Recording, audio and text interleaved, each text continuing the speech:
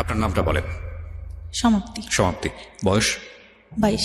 ওকে সমাপ্তি, আপনি কেন মনে করলেন যে আজকে এই ধরনের সিক্রেটস নিয়ে লাখ লাখ মানুষের সামনে নিজেকে হাজির করা প্রয়োজনটা আসলে কি? আসলে আমার মতো অনেকেই হয়তো ফ্যামিলিতে এরকম সিচুয়েশনে পড়ে, যাতে সবাই বুঝতে পারে আর মা বাবা যেন বাচ্চাদের প্রতি বেশি খেয়াল করে, এই জিনিসগুলো যাতে বুঝতে পারে, তাদের সঙ্গে ফ্রিলি কথা বলে, এই জন্যই আসা। আচ্ছা, এবং আপনি কি আমাদের অনুষ্ঠানটা শোনেন? হ্যাঁ, রেগুলার শোনেন? রেগুলার বলতে ওইরকম শোনা হয় না, এই সারাদিন কাজ করে হাজবেন্ড আসে, বাচ্চা নিয়ে ঘুমায় পড়া হয়, ইউটিউবে শোনা হয়। ওকে ঠিক আছে, চলেন। আপনি যেহেতু ইউটিউবের কথা বললেন, আমি একটু বলে নেই শুরুতে প্রিয় শ্রোতা, আমাদের ইউটিউব চ্যানেলটি হচ্ছে www.youtube.com/dfm904। আমি আবারও বলছি youtube.com/dfm904। এবং আপনারা নিশ্চয়ই জানেন আমাদের ইউটিউবে একটা বিশেষ সুযোগ সুবিধার কথা আমরা বলে আসছিলাম অনেকদিন ধরে, এবং সেটা চালু হতে যাচ্ছে খুব শীঘ্রই। সেটা হচ্ছে অনুষ্ঠান চলাকালীন সময়ে একই সাথে আপনি ইউটিউবে একই সময়, অর্থাৎ রাত 11টায় আমাদের রেডিওতে অনুষ্ঠান শুরু হয়, ইউটিউবে 11টার সময় আমরা অনুষ্ঠানটা চালিয়ে দেব, এবং যেভাবে আপনি রেডিওতে শুনতে পান সেভাবেই আপনি ইউটিউবে শুনতে পাবেন। এবং ইউটিউবে একটু মানে ইউটিউবের লিসনার যারা, তারা আমাদের রেডিও লিসনারদের চেয়ে একটু এগিয়ে থাকবে। কেন এগিয়ে থাকবে? যদি আপনার অনুষ্ঠানটা ইউটিউবে যদি সাবস্ক্রাইব করে থাকেন তাহলে বুঝতে পারবেন। সুতরাং এটা একটা গ্রেট নিউজ আপনাদের জন্য। একই সময় মানে রেডিওতে 11টার সময় শুরু হবে, ইউটিউবে 11টার সময় শুরু হয়ে যাবে।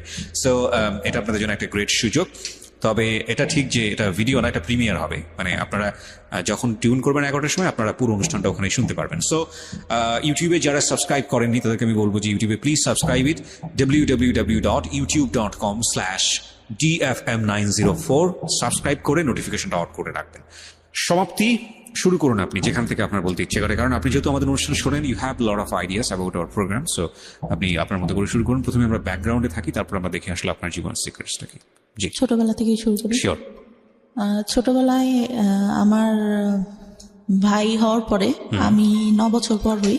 আচ্ছা। তা আমার বাবা বলতো যে এবার যদি মেয়ে না হয়, মানে আমার মাকে বলতো যে তাহলে কিন্তু তোমাকে রাখবো না। প্রথমে আপনার ভাই হয়? হ্যাঁ। আচ্ছা। তারপর আল্লাহর রহমতে আমি হই। আমার বাবা অনেক খুশি থাকে। তা আমাকে ভাইয়া যখন হয়, আমার মায়ের বয়স হয়তো তখন 13 বছর। জি। আমার বাবা লজ্জায় আমার ভাইকে কখনো কোলে টোলে নিত না, তা আমাকে অনেক আদর করতো। আচ্ছা। অনেক আদর করতো। আমি ছোটবেলা থেকেই মানে গ্রামে বড় হই, তা সবাই যেরকম বলে যে সোনার চামচ মুখে দিয়ে জন্ম, ওর হচ্ছে এরকম। মানে আমার দাদার একটু সম্মান, আমার দাদা ছিল হচ্ছে প্রাইমারি স্কুলে চাকরি করতো, আর আমার দাদা মারা যাওয়ার পরে আমার বাবার মানে সবকিছু ঘাড়ে সংসারের কাজ টাজ পড়ে। আর আমার বড় চাচা হচ্ছে পড়ালেখা করতো, ছোট চাচাকেও আমার বাবা পড়ালেখা করায়। আচ্ছা। পড়ালেখা করালে আমার চাচা একটা টাইমে হচ্ছে মানে একটু বড় হই, তখন একটু বুঝতে পারি, হয়তো 4-5 বছর বয়স, তখন থেকে মানে আমাকে কিভাবে যেন মানে ভালো করে মানে ব্যাড টাচ যেটাকে বলে ওরকম করতো। আমি বুঝতাম না, তখন তো বুঝি না আসলে এগুলা কি, ওটা বোঝার বয়সও না আমার। মানে আপন চাচা? হ্যাঁ, আপন চাচা, ছোট চাচা। ওকে।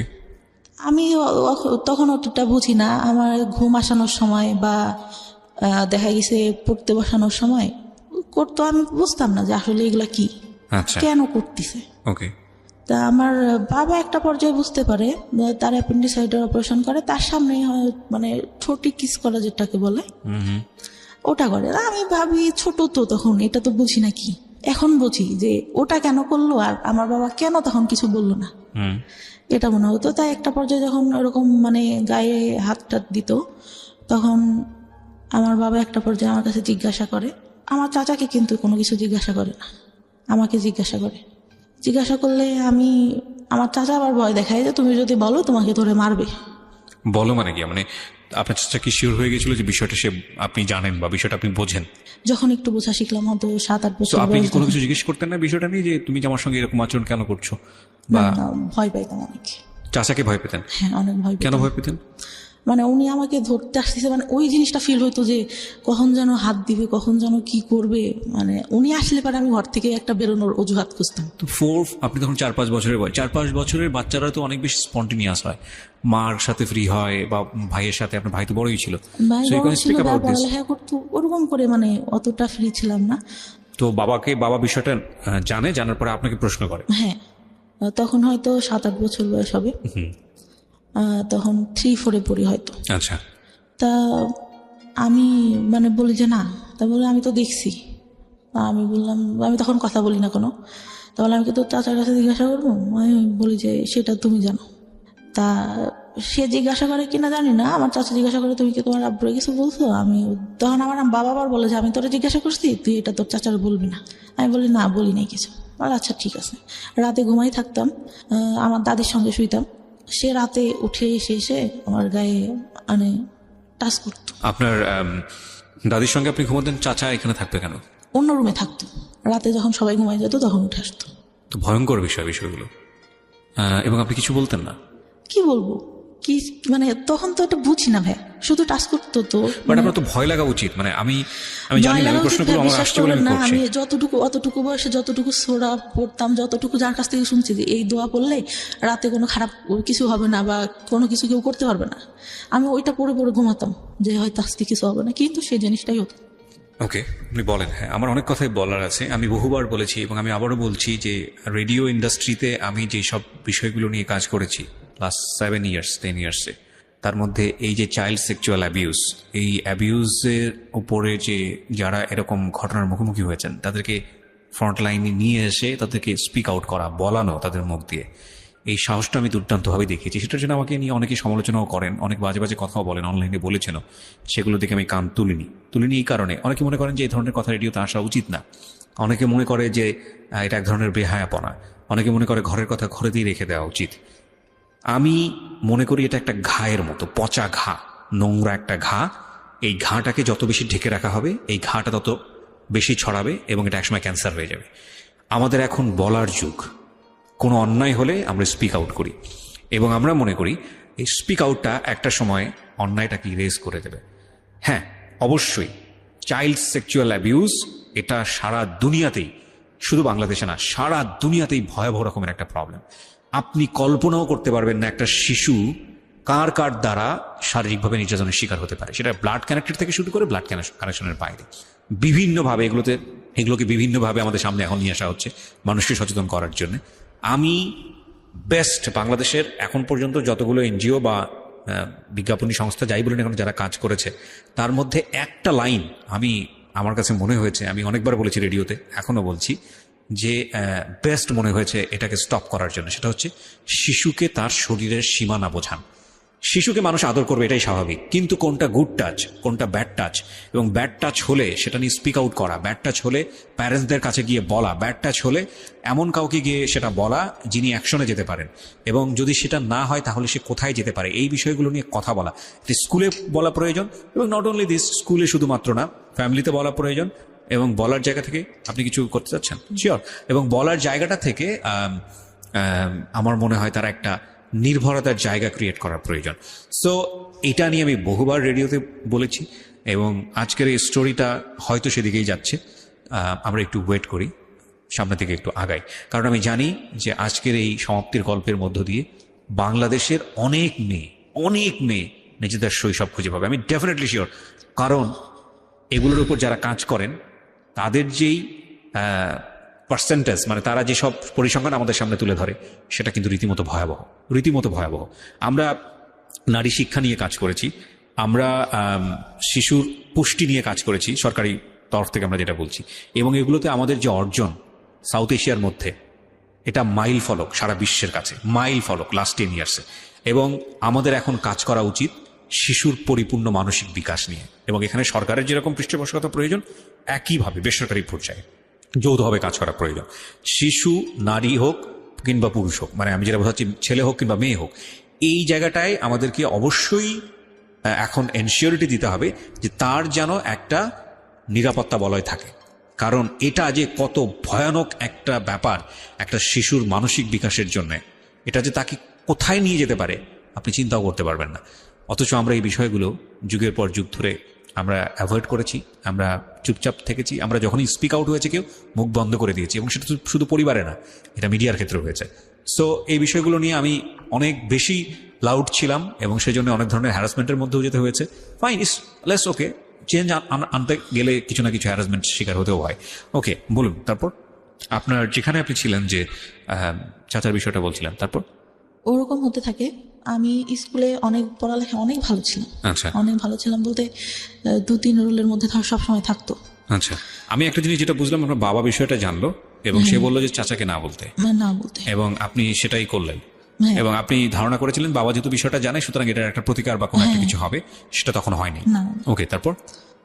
পড়ালেখা অনেক ভালো থাকে, কিন্তু যখন মানে বুঝতে শিখলাম তখন পড়ালেখা থেকে মানে আমি কেমন যেন হয়ে যাই।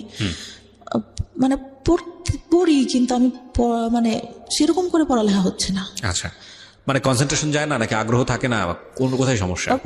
পড়ালেখা করি কিন্তু টেনশন ভেতরে কাজ করে, ভালো লাগে না। সবাই যেরকম অন্য পাশে দেখতেছি, অন্য ছেলে মেয়েরা যেভাবে বড় হচ্ছে, ওদের লাইফে কোনো ঝামেলা নাই, আমার কেন এত সমস্যা, এটা মনে হতো। আর ক্লাস 5 থেকে ভালো রেজাল্ট হয়, তখন যখন 6-এ উঠি তখন থেকে পড়ালেখাটা ডাউন হতে থাকে আস্তে আস্তে। ওকে। আর তখন আমি রিলেশন বলতে আমার ফ্রেন্ডরা রিলেশন করতো ক্লাস 5-এ। তখন আমি বলি যে তোরা রিলেশন করিস, এটা কেন, এতটুকু বয়সে মানুষ রিলেশন করে? তা একটা ছেলে আমাকে পছন্দ করতো, আমাদের থেকে উপরে পড়তো, আমার খালাতো ভাইদের সঙ্গে পড়তো। তা আমি বলি যে ওরা বলতো যে তোর এই ছেলেটার সঙ্গে রিলেশন করাই দিব। আচ্ছা। আমি বললাম আমি তো ওনাকে পছন্দ করি না, কেন রিলেশন করবো? আমার খালাতো ভাইয়ের সঙ্গে আমার একটা বান্ধবী রিলেশন করতো, ওরা সবসময় খেপাইতো আমাকে। তা আমি বলতাম যে না, আমি কখনো করবো না। ওরকম বলতে বলতে আমি বললাম যে আমার একটা ভাইয়ের সঙ্গে সম্পর্ক আছে, মিথ্যা কথা যেটা বলি যে সম্পর্ক আছে।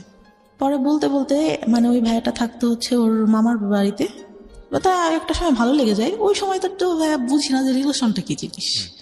ওই ছবিতে দেখতাম পছন্দ করতেছে, দেখা হচ্ছে, কথা বলছে, এটাই। আচ্ছা।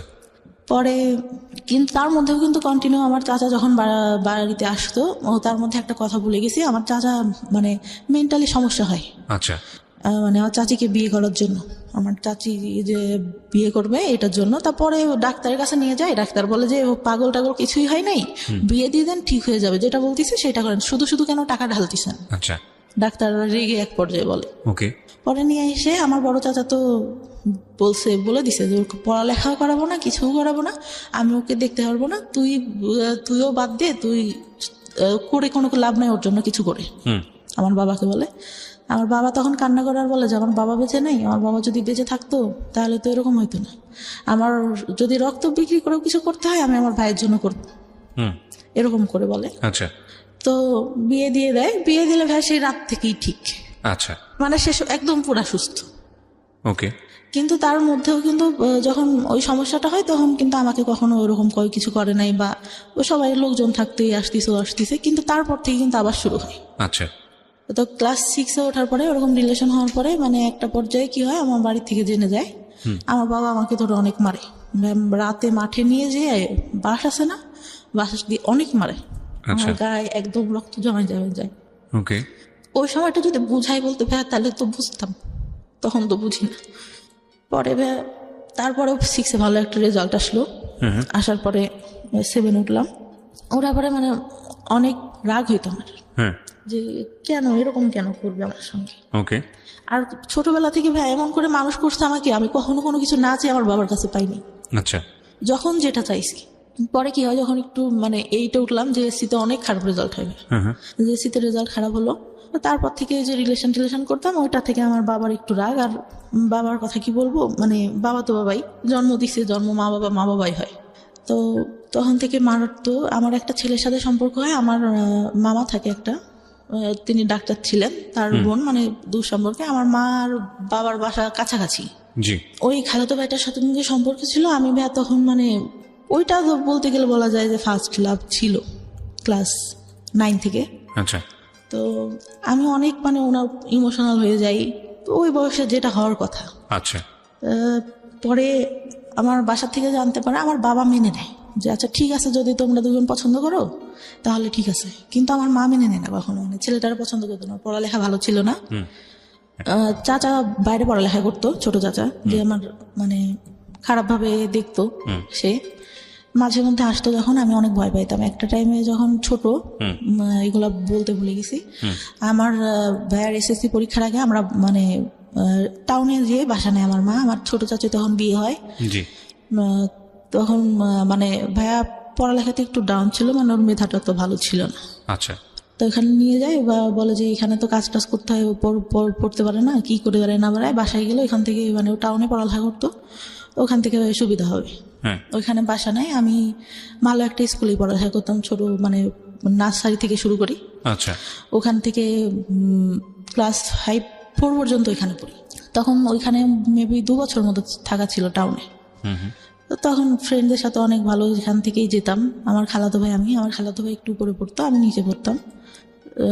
আর ওই ভাইয়ার পরীক্ষা দেয়, এসএসসিতে ফেল করে ইংলিশে। আচ্ছা, আমার বাবা নাকি, আমি তো তখন ছোট ছিলাম, মনে নেই, আমার মা যতদূর বলে, অনেক কান্না করে আর বলে যে আমার মেয়ে আমার কখনো মানে খারাপ কিছু করবে না, আমার মেয়ে আমার সম্মান রাখবে। আমার ভাইয়ের একটা কি ছিল, ও আব্বু যখন থাকতো না, ও বসে বসে টিভি দেখতো, যে আব্বুর আসা শব্দ শুনতো, তখন আব্বুর বাইক ছিল, শব্দ শুনলে আস্তে করে টিভিটা বন্ধ করে পড়তে বসে যেত। আচ্ছা, তা আমার পড়ালেখা মোটামুটি ভালো ছিল, সবসময় 2-3-এর মধ্যে থাকতো রোলটা। আচ্ছা, বা আমার স্কুলে অনেক মানে ছাড়া অনেক ভালোবাসতো।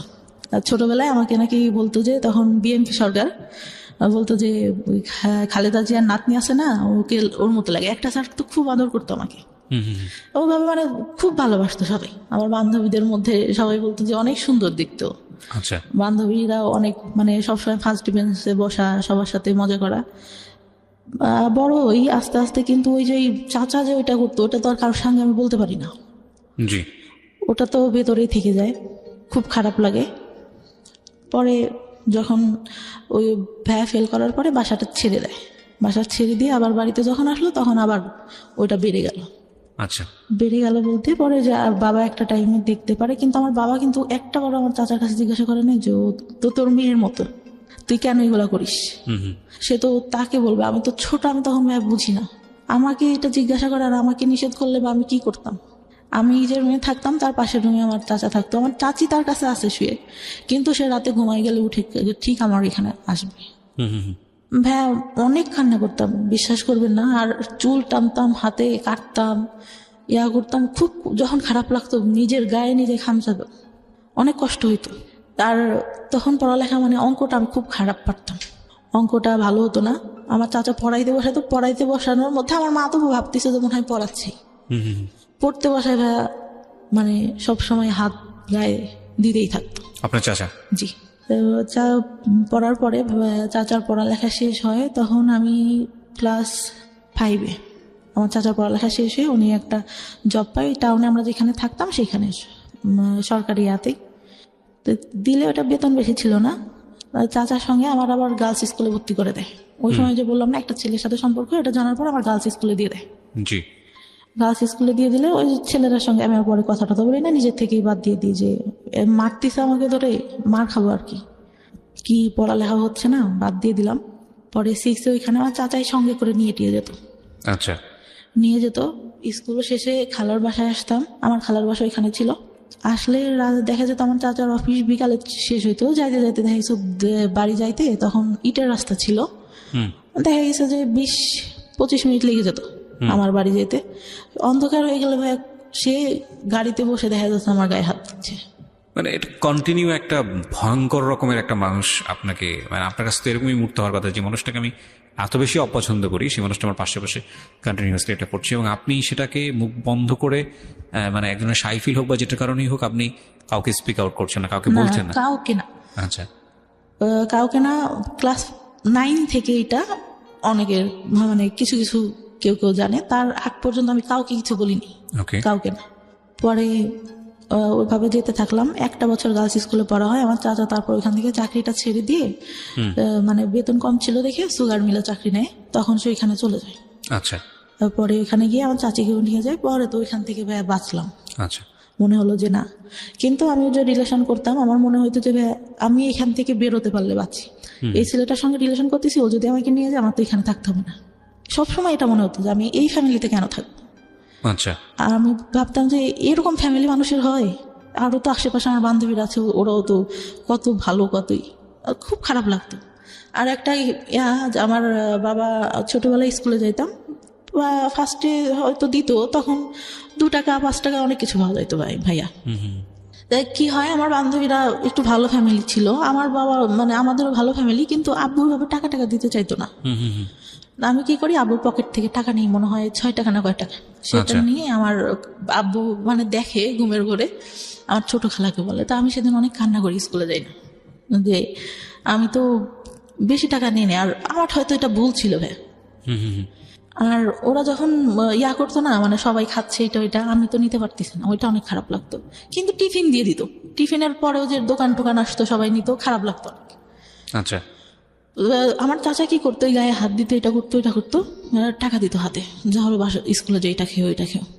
তা আমার মনে হতো যে কি রে, উনি এরকম করেন, আমার হাতে টাকা দেয় কেন, আমি তোমার কাছে টাকা চাই নাকি, এরকম মনে হইতো। আর আব্বুর উপর অনেক রাগ হইতো যে কি ব্যাপার, উনি কিছু কেন বলে না, উনি তো জানে। পরে 5-এ ভালো রেজাল্ট করলাম, একটা ভালো রেজাল্ট আসলো, বৃত্তি দিছিলাম, বৃত্তি পাইনি কিছু নাম্বারের জন্য। অনেক আশা নিয়ে গার্লস স্কুলে ভর্তি করলো, গার্লস স্কুলে পড়তে পারলাম না। চাচা ওই যে গেল, কে নিয়ে যাবে, আমার বাবার ভাই কে নিয়ে যাবে, অন্য মানুষের সাথে রিলেশন করে, তখন যদি কিছু করে ফেলায়, এই চিন্তাটা। কিন্তু ভাই ওই সময় রিলেশন আমি কিছুই বুঝি না, ওই সিনেমা দেখতাম, শুক্রবারে সিনেমা হবে, সবাই আসতো আমাদের ওইখানে, আমাদের বাড়িতে একটা টিভি ছিল। আচ্ছা। ওই সবাই আসতো দেখতে, সবাই বসে দেখতাম। ওই আগেকার যুগে সামানা, তারপরে রাজ্জাক, এদের মানে মুভি দেখতাম, আর ভাবতাম যে এই ভালোবাসা মনে হয় দেখা হচ্ছে, কথা বলতেছি, একজন একজনকে পছন্দ করে, এটাই, এর বাইরে কিছু না। আচ্ছা। পরে গার্লস স্কুল থেকে ক্লাস 7-এ এসে ভর্তি হলাম গ্রামের স্কুলটাতে। ওইখানে ছেলেমেয়েরা সবাই একসঙ্গে, আমার বান্ধবীরা প্রেম করতো, এই করতো সেই করতো। আমি ভাই কোনোদিনও স্কুলে প্রেম করি নাই, কেন জানি না। আমার স্কুলের ছেলেদের একসাথে পড়তেছি, ভাইয়ের মতো, ফ্রেন্ডের মতো, ওদের সাথে প্রেম করবো না, আমার এটা কখনো মাথায় আসতো না, কেন প্রেম করবো। বাইরে পরে ওই আমার ক্লাস 7 যাই, আমার চাচা মাঝে মধ্যে যখন বাড়িতে আসতো ছুটিতে, আবার দেখা গেছে ওই চিনি মিলে চাকরি পাওয়ার পর ওনাদের তো কোয়ার্টার দেয়, ওইখানে যাইতাম, অনেক সুন্দর ছিল ভাই কোয়ার্টার গুলা, যাইতাম, অনেক ভালো লাগতো দেখতে, অনেক গোলাপ ফুল, আমি ছোটবেলা থেকে ফুল অনেক পছন্দ করি, ফুল গাছ নিজে এনে এনে লাগাতাম, ওই 5-6 টাকা দিয়ে ফুল গাছ কিনতে পাওয়া যেত, ওইগুলো এনে লাগাতাম, অনেক পছন্দ করতাম। ওইখানে গেলে অনেক ভালো লাগতো আমার, অনেক ফুল, গোলাপ ফুল ধরে ধরে আছে, অনেক কালারের, এই ফুল ওই ফুল, অনেক ভালো লাগতো। কিন্তু ভাইয়ার কি হইতো, দেখা গেছে আমার চাচি গোসলে ঢুকছে বা আম্মু নাই, ওই সুযোগে আমার চাচা এসে হঠাৎ করে হাত দিবে। তখন তো একটু বড় হয়েছি, আমার ফার্স্ট পিরিয়ড হয় 6 না হলে 7 থেকে, অত তাড়াতাড়ি পিরিয়ড, মানে আমি তখন প্যান্ট পরি, স্কুলে গেছি, স্কুল থেকে আসছি, আম্মু আমার প্যান্ট দেখে বলে এটা কি তোর, আমি বললাম এটা কি, আমাদের তখন হচ্ছে আমার মানে জমি আছে আমার বাবার অনেক, তা আমি বলি যে ওই কাকুটা মনে হয় মোবাইল দিয়ে হাত মুছছে এটা। তা বললেন যে না, এটা এরকম না। আমার চাচি, আমার মাও কিন্তু অতটা ফ্রি না, আমার মা আমাকে কিছুই বলে না, আমার ছোট চাচিকে বললো যে ওর এটা হয়েছে, তুই ওকে শিখাই। আমি মানে তখন মানে ন্যাকড়া ইউজ করে, ওটা আমি বুঝতাম না ভাই কিভাবে, আমার দেখাই দিছে, কিন্তু আমি ওইটা বুঝি না। আচ্ছা। তখন জানতে পারলাম যে প্যাড ইউজ করে। ওটা যদি আম্মুকে বলতাম, আম্মু যদি আব্বুকে বলতো, আব্বু বলতো দুনিয়ার লোক ন্যাকড়া ইউজ করে, তোমার আম্মের প্যাড লাগে। এটা বাবা বলতো? হ্যাঁ। ভেরি ব্যাড, ওকে, প্রিটি ব্যাড, মানে নাথিং টু সে। ওকে, বলেন তারপরে কি হয়েছে? পরে ভাই আমি মানে কাপড় টাপড় নষ্ট করে ফেলতো, মানে you don't know how to manage it. না বুঝতে। বিষয়গুলো আসলে খুব সেন্সিটিভ, মানে আমাদের সমাজে এগুলো নিয়ে কথা বলাটাও অন্যায়, কিন্তু এগুলো একটা মানুষের জীবন আচরণের সঙ্গে জড়িত, এবং একটা মানুষকে যদি আমরা সুস্থভাবে বড় করতে চাই, তাহলে তার যে বেসিক নিডগুলো, এই নিডগুলোকে আমাদের সাপোর্ট দেওয়া উচিত। একটা মেয়ে শুধুমাত্রই লেখাপড়া শিখে, নারীর শিক্ষা, নারীর অধিকার, অমুক ঠমুক এগুলো নিয়েই শুধুমাত্র একজন নারী না, নারী জন্মগতভাবে একজন পুরুষের চেয়ে আলাদা, সুতরাং তার আলাদা কিছু সাপোর্ট দরকার হয়, এবং সেটা ফ্যামিলি থেকেই শুরু হওয়াটা জরুরি। দেখুন, উনি যে বিষয়গুলো নিয়ে কথা বলছেন, এগুলো নিয়ে আমাদের সমাজে খুব একটা কথাবার্তা হয় না, এগুলোকে আমরা ট্যাবু মনে করি, এগুলো নিয়ে আমরা কথাবার্তা বলি। অথচ আমাদের ধর্মে এত সুন্দরভাবে বিষয়গুলো ব্যাখ্যা করা আছে, এত ইন ডিটেইলি ব্যাখ্যা করা আছে, অথচ এগুলো নিয়ে আমরা কথা বলার প্রয়োজন মনে করি না। এবং এগুলো নিয়ে কথা বলা উচিত এই কারণে যে এগুলো একটা মানুষের বেসিক নিড, স্বাস্থ্যের সঙ্গে জড়িত, একটা মানুষের প্রপারলি বড় হওয়ার সঙ্গে জড়িত, এবং এগুলো নিয়ে খুব সুন্দরভাবে বোঝানো উচিত। হ্যাঁ, উনি যখন বলছেন তখন উনি চোখ মুছছেন, কারণ আমি জানি যে এটার মধ্যে আসলে অনেক বড় একটা কষ্ট জড়িয়ে আছে, এগুলো প্রয়োজনীয় জিনিস। হ্যাঁ, ওকে, একটু আমরা সামনের দিকে আগাই। আপনি যখন এই বিষয়গুলো ফ্যামিলিতে বলতেন, বিষয়গুলো সামহাও হাইড করা হতো বা আপনার যে Hide পরিমাণ করা এক্সপেক্ট হতো বলতে করতেন? মানে আম্মু বলে দিছে আপনার কি কারোর কখনো কাছে। অপরাধী মনে হতো যে এই জিনিসটা যে হলো, আরে না জানি কত বড় অপরাধ করে হ্যাঁ, আমার ফেলছি? কাছে মনে হতো, কারণ আমার মা বলে দিছে কাউকে বলা যাবে না। এগুলা হ্যাঁ, এগুলা কাউকে বলা যাবে না, হয়েছে এতটুকু বয়সে এটা হয় নাকি, আমি কি করবো, এটা কি আমি ইচ্ছা করে হয়েছে? দেখেন কত ইম্পর্টেন্ট একটা বিষয়। উনি এখানেই কিন্তু একটা ভয়ঙ্কর রকমের একটা মানসিক বাধাগ্রস্ত হলো।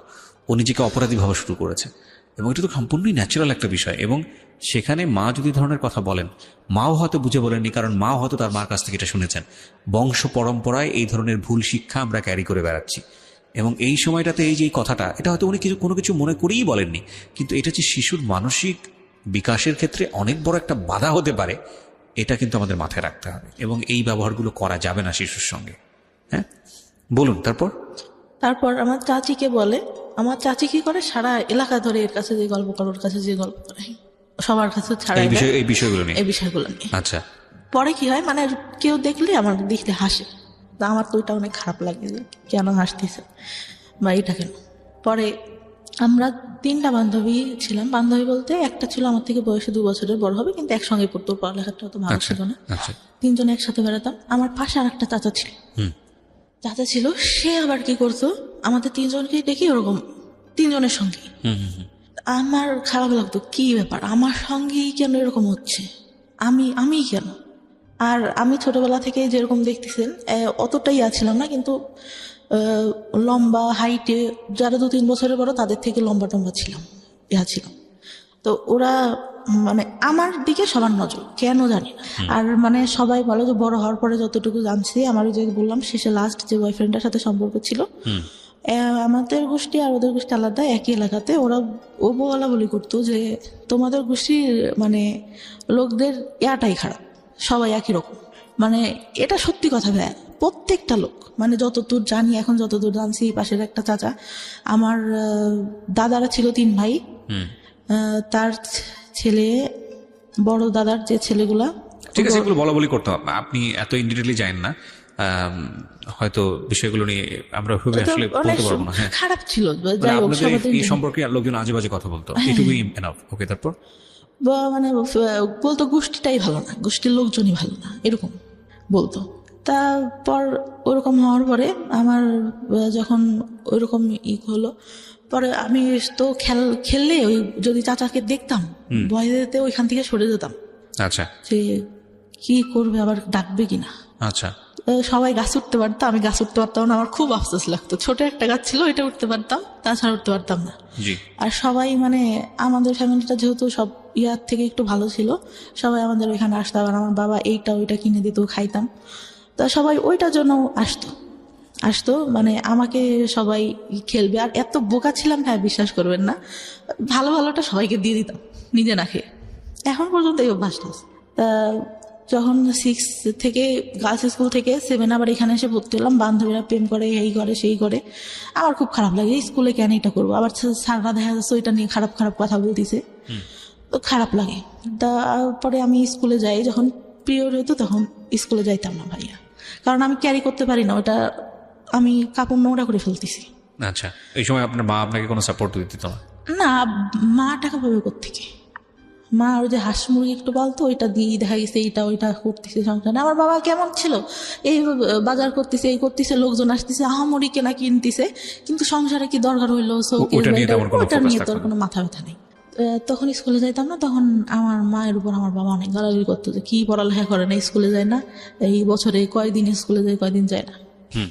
পরে তখনও ভালো রেজাল্ট আসতে হয়, কিন্তু যখন চাচা ওই যে চাকরি পাইলো আসতো, তখন ওই যে গায়ে হাত টাত দিত, তখন তো একটু বড়, যখন পিরিয়ড হয় তারপর থেকে তো বুঝি, অনেক কিছুই বুঝি, শুনি, বান্ধবীরাও বলে, আবার বড় যে আপুগুলা ছিল ওরাও বলে, তখন বুঝি। তখন আসলে ওইটা মাথার মধ্যে কাজ করে যে এইটা কি করতেছে আমার সঙ্গে, কেন। তখনও কিছু বলতে পারি না। 8 থেকে রেজাল্ট খারাপ হলো, চাচা তো ওই যে মাঝে মধ্যে আসতো। 9-এ যখন উঠি তখন আমার ওই যে খালাতো ভাই আছে একটা, মানে চাচতো আমার বোনের ছেলে, জি, ওর সঙ্গে আমার রিলেশন হয়। রিলেশন হলে একটা পর্যায়ে মানে চলতে থাকে, আমি অনেক সিরিয়াস হয়ে যাই। তা আমি বলতাম ভাই আপনি কি সিরিয়াস, আপনি করে বলতাম তখন। তা বলতো সিরিয়াস ছিলাম না, এখন হই। তা আমার মানে অনেকের কাছে আমি নাম্বার দিই, আমার বড় আপুরা যারা ছিল বলতাম যে পরিচয় না দিয়ে কথা বলবা, দেখবা যে আসলে আমাকে ভালোবাসে না তোমাদের সাথে কথা বলতে চাই। ভাই কি করতো, ওরা যেই ফোন দিত ও কথা বলে দেখা করার জন্য পাগল হয়ে যেত, আচ্ছা, যে আমি তোমার একবার দেখবো, তুমি এখানে দেখা করো। পরে বয়ফ্রেন্ডের যখন দেখলাম যে উনি আমার প্রতি সিরিয়াস না, অনেক মেয়ের সঙ্গে কথা বলে, এর সাথে সম্পর্ক করতেছে, ওর সাথে যে ফোন দেয় তার সঙ্গেই, একটা পর্যায়ে আমি কি করলাম, নিজে থেকে বাদ দিয়ে দিলাম। হ্যাঁ, বাদ দেওয়ার পরে কিন্তু এতটা মানে করি, আমি ঘুমের ওষুধ খাইতাম, আমার ঘুম আসতো না, ঘুমের ওষুধ খাইতাম, আর খুব খারাপ লাগতো। তার মধ্যে আমার যে মা যখন চাচা আসতো, তা কি হয়, একটা বার আমার মা বলে যে তুই ওর সাথে সম্পর্ক করিস, আমি তো বলছি যে তুই ওর সাথে কথা বলার দরকার নেই। আমার দাদির ফোন ছিল, দাদির ফোন দিয়ে কথা বলতাম। পরে আমি কি করি বলো, যে তোর বাবার কাছে বলবো। আর বাবা তো জানতো, কিন্তু মানে কি বলবে, আমি অনেক ভয় পেয়ে যাই। আচ্ছা, ভয় পেয়ে যায় যে আমার চাচা এরকম এরকম, এইটাই তো কিছু বলে না, আবার এইটা নিয়ে দেখা গেলো কি বলবে। আমার মায়ের আবার একটা সমস্যা ছিল, কিছু হইলে আমার বাবাকে বলতো। আচ্ছা। আমি একবারে ভাই 40টা ঘুমের ওষুধ খাই ওই ক্লাস 9-এ থাকা অবস্থায়? ক্লাস 9-এ থাকা অবস্থায়। মানে কি আপনার প্ল্যান ছিল যে আপনি সুইসাইড করবেন? সুইসাইড করবো। ওকে। খেলে ভাইয়া তখন মানে আমার পরীক্ষা তার 3 দিন পর, 2 দিন পর, আচ্ছা, ক্লাস 9-এর। পরে আমি মানে দরজাটা যে লাগাবো, আমার এটা মনে নেই, আমি বিছানার উপর দিয়ে শুয়েছি ভাই, আমি মানে ঘুমাই গেছি নাকি আমি জানি না, কিছু বলতে পারি না।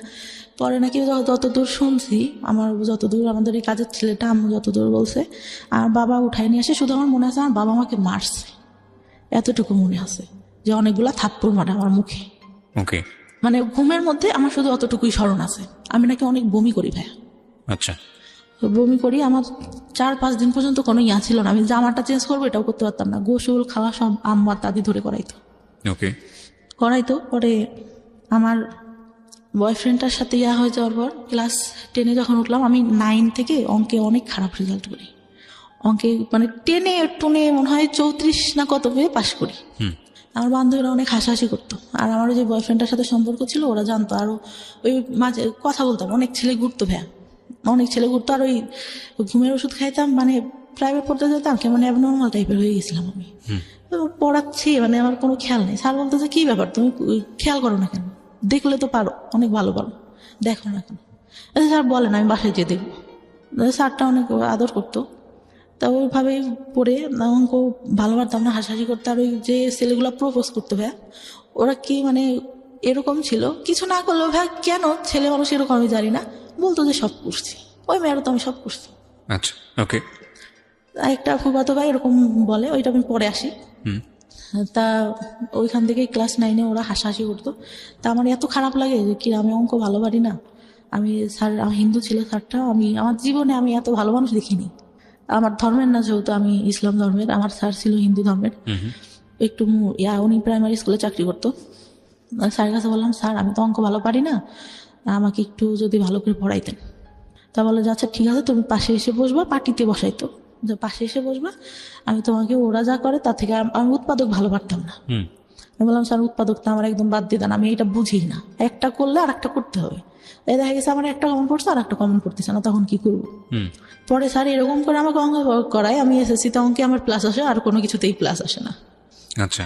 তার মধ্যে যে চাচা এসে অঙ্ক করতে দিত, অঙ্ক ভালো পারতাম না, পড়তে বসাইছে। যে কয়দিন আসতো উনি আমাকে পড়তে বসাবে, আর ওই যে ইন্টেনশনালি গায়ে হাত দিয়ে যাচ্ছি। এই অঙ্কের টিচার? না না না, চাচা? আমার চাচা। ওকে। ওই যে আসতো মাঝে মধ্যে বাড়িতে, জি। অঙ্ক না পারলেই দেখা গেছে রাগারাগি করতেছে। আমি অনেক কাঁদতাম, আমি কিছু বলতাম না, অনেক কাঁদতাম। না আমি বলতো তুই পড়িস না কেন, এই জন্য তো তোকে রাগ করে। আম্মু তো তখন কিছু জানে না। আমার তার মধ্যে আমার ছোট চাচার একটা বাচ্চা হয়, আমার ভাইটাকে আমি অনেক আদর করতাম, অনেক ভালো লাগতো। কি হয়তো আমার ভাইটাকে করলে দিতে যে উনি আমার গায়ে হাত দিত।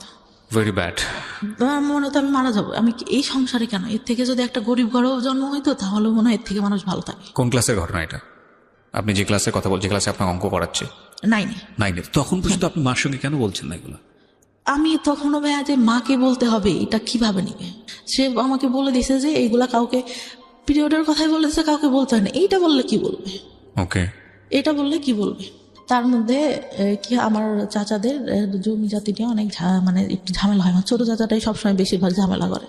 বড় চাচাটা অনেক ভালো, উনি বিসিএস ক্যাডার, প্রভাষক, এখন অনেক ভালো মানে চাচা ছোটবেলা থেকে অনেক ঈদে প্রত্যেকবার জামা কিনে দেবে, আর আমাকে বলতো আমার হলুদ পরি। আমাকে ছোট বড় চাচা বলতো, আমার বড় চাচা বড় চাচা, আচ্ছা। অনেক আদর করতো। আমি চিন্তা করতাম চলে যাব, কিন্তু তখন চিন্তা করতাম যে আমার ভাই, আমার সবাই অনেক ভালোবাসে, আমি চলে গেলে তো মান সম্মান থাকবে না, আর নাম ডাক আছে যেহেতু ফ্যামিলির একটা। এসএসসি পরীক্ষার আগে আমি সম্পূর্ণ সবার সঙ্গে কথা বলা বন্ধ করে দিই, যে আমার এমনিতে অঙ্কেটে ভালো পারি না, আমি কারোর সঙ্গে কথা টথা বলবো না, আমি পরীক্ষাটা ভালো মতো দিই। তো পরীক্ষাটা দেই, পরীক্ষা দেওয়ার পরে আসলো এই কোনো রকমে মানে পাশ করলাম, ভালো মোটামুটি একটা রেজাল্ট আসলো। আসার পরে আমি মানে বাইরে ভর্তি হওয়ার ইচ্ছা আমার অনেক। তা টাউনে সরকারি মহিলা কলেজে আমার সব মানে ইয়াটিয়া দিলাম, চান্স হইলো ওইখানে, কিন্তু আমার আব্বা ভর্তি করলো না। কেন করলো না? যে ওই ছেলের সঙ্গে সম্পর্ক আছে, যদি ওইখানে যেয়ে দেখা টেকা করে, এই জন্য। হয়তো তো তার জায়গা থেকে এটা ঠিক ছিল, কারণ আমি করবো না এর গ্যারান্টি কি আমার, আমি নিজে থেকেই বলতেছি। পরে ভর্তি করলো না, ওইখানে একটা স্কুল কলেজে ভর্তি করলো। এমনিতে মানে আমাদের এখান থেকে একটু টাউনে যে কলেজটা ছিল, যেতে 30 মিনিট মতো লাগতো। ওইখানে আমার বাবার যে ফ্রেন্ডের ছেলেটা আবার ওইখানে কলেজে কিভাবে যেন খোঁজ পায় আমাকে, মানে ওই ছেলেটার আবার কি হয় ভাই বলতে ভুলে গেছি। আমার এসএসসি পরীক্ষার পর আমার ফুপুর বাসায় আমি বেড়াইতে যাই। আচ্ছা। গেলে তা ওরা তো আমাদের বাসা থেকে আগের থেকে আসেই, দেখা গেছে একটা অকেশন হইলে, একটু অনুষ্ঠান হইলে আসে, আঙ্কেল আসে, আঙ্কেলের ছেলে আসে। তা আসলে পরে ওরা বলে যে যেন আমাদের সঙ্গে পরে ওই আপুটার সঙ্গে এই ভাইয়াটার সম্পর্ক আছে। আমি কি বলিস, ও তো আমার দিকে একটু এরকম এরকম তাকায়, আমি তো বুঝি। আমার ফুফাতো ভাইয়ের বলে যে না, সত্যি কথা, অনেক ভালো সম্পর্ক, আর ওরা অনেক ভালোবাসে ওই আপুটাকে, আপু অনেক ভালোবাসে। আমি বলছি আচ্ছা, আজকের দিনের মধ্যে যদি আমি ওর সাথে সম্পর্ক করে দেখাইতে পারি, একটা বাজাবাজি ধরনেরই। তারপরে আর কি করি, আমার ফুফাতো ভাই ফোন দেয়, আমি ওর সঙ্গে কথা বলি। কথা বললে ঠিক সন্ধ্যার সময় ফোন দিছে, আচ্ছা আমি তোমাকে একটা কথা বলতে চাই সমাপ্তি, তুমি কি আমার কথা যদি হ্যাঁ হয় হ্যাঁ বলবা, নাহলে পরে না বলবা। আমি বলছি জি বলেন। বলতেছে তুমি কি আমাকে লাইক করো? আমি বলছি যে দেখি, চিন্তা করে দেখি। তার রেগে কেটে দেয়। আমি আবার ফোন দিয়ে ওদেরকে ডেকে শোনালাম যে দেখ কি বলে, যে ওই ছেলে মেয়ের সাথে নাকি সম্পর্ক, তাই লেগে। পরে বলতেছে যে, আমি বলতেছি হ্যাঁ পছন্দ করি, আপনি আচ্ছা I think I love you, ও বলে আমাকে। আচ্ছা ঠিক আছে, আই লাভ ইউ টু। কিন্তু আমি তো মানে ওরকম করে না। তো ওরা যে আবার কি করে, ওই মেয়েটাকে ভেবে বলে দেয় যে আপনি যার সাথে সম্পর্ক করেন ওই ছেলেটাতে এই হয়েছে। আমি কিন্তু ওকে আমি বলছি তুই কিন্তু বলবি না, একটা মেয়ে কষ্ট পাবে। আমার যতটুকু মানে মাথার মধ্যে আছে, ও কষ্ট পাবে শুনলে। যাই হোক, ছেলেটা ভালো না, আমি যতটুকু জানতাম। পরে কলেজে ওঠার পরে, কলেজে যখন ভর্তি হইলাম, ওই ছেলেটা কোত্থেকে খোঁজ পাই জানি না, ও প্রত্যেক দিন এসে কি করতো, একটা রুমে 2টা দরজা ছিল, ছেলে দাঁড়া করে রাখতো 4টা। নেশা করতো ভাই প্রচুর পরিমাণে। একটা পর্যায়ে ওর বাবা মানে টাকা পয়সা দেওয়া বন্ধ করে দেয়। ওর পুরা মানে আমার সাথে দেখা করার যে আব্বু টাকা দিত, আমার কাছে থাকতো, এতটুকু ধারণা তো আছে। ও ব্যাগের থেকে টাকা নিয়ে নিত, হাত দিয়ে জোর করে নিয়ে এরকম করতো। একদিন যখন তখন যেখানে সেখানে ডাকতো। আমি আবার ভাই অনেক ভয় পাইতাম, যে বাবার একটা সম্মান আছে, বাবার টাউনেই দোকান ছিল একটা, ব্যবসা করতে যেহেতু উনি। তা একদিন ডাকে একটা মার্কেটের উপরে, ওখানে একটা ব্যাংক থাকে, এই পাশে আমরা কথা বলতেছি, চেনা জানা একটা লোকই দোকানে, ওই দোকান থেকে সবকিছু নিতাম। আর আমার এমন ছিল, টাউনের সব দোকানে বলা ছিল যে আমার মেয়ে যদি কিছু এসে নিতে চায় আপনারা দিয়ে দেবেন, টাকা যাবেন না কখনো, যা লাগে আমি দিয়ে দেবো। আমার ছিল, আমি দোকানে গেলে একটা জিনিস পছন্দ হইলে না নিলে আমার কেন রাতে ঘুম আসতো না। আচ্ছা। তা ওই আঙ্কেলটা আবার আমার খালুর দোকান ছিল ওখানে একটা, আমার খালুকে বলে যে এরকম দেখা করছে। ভাই এত বাজে করে উপস্থাপন করে, দেখা করাটা আমার বাবা নিতে পারে না। এত বড় একটা লাঠি নিয়ে আমার মারার জন্য বসে আছে।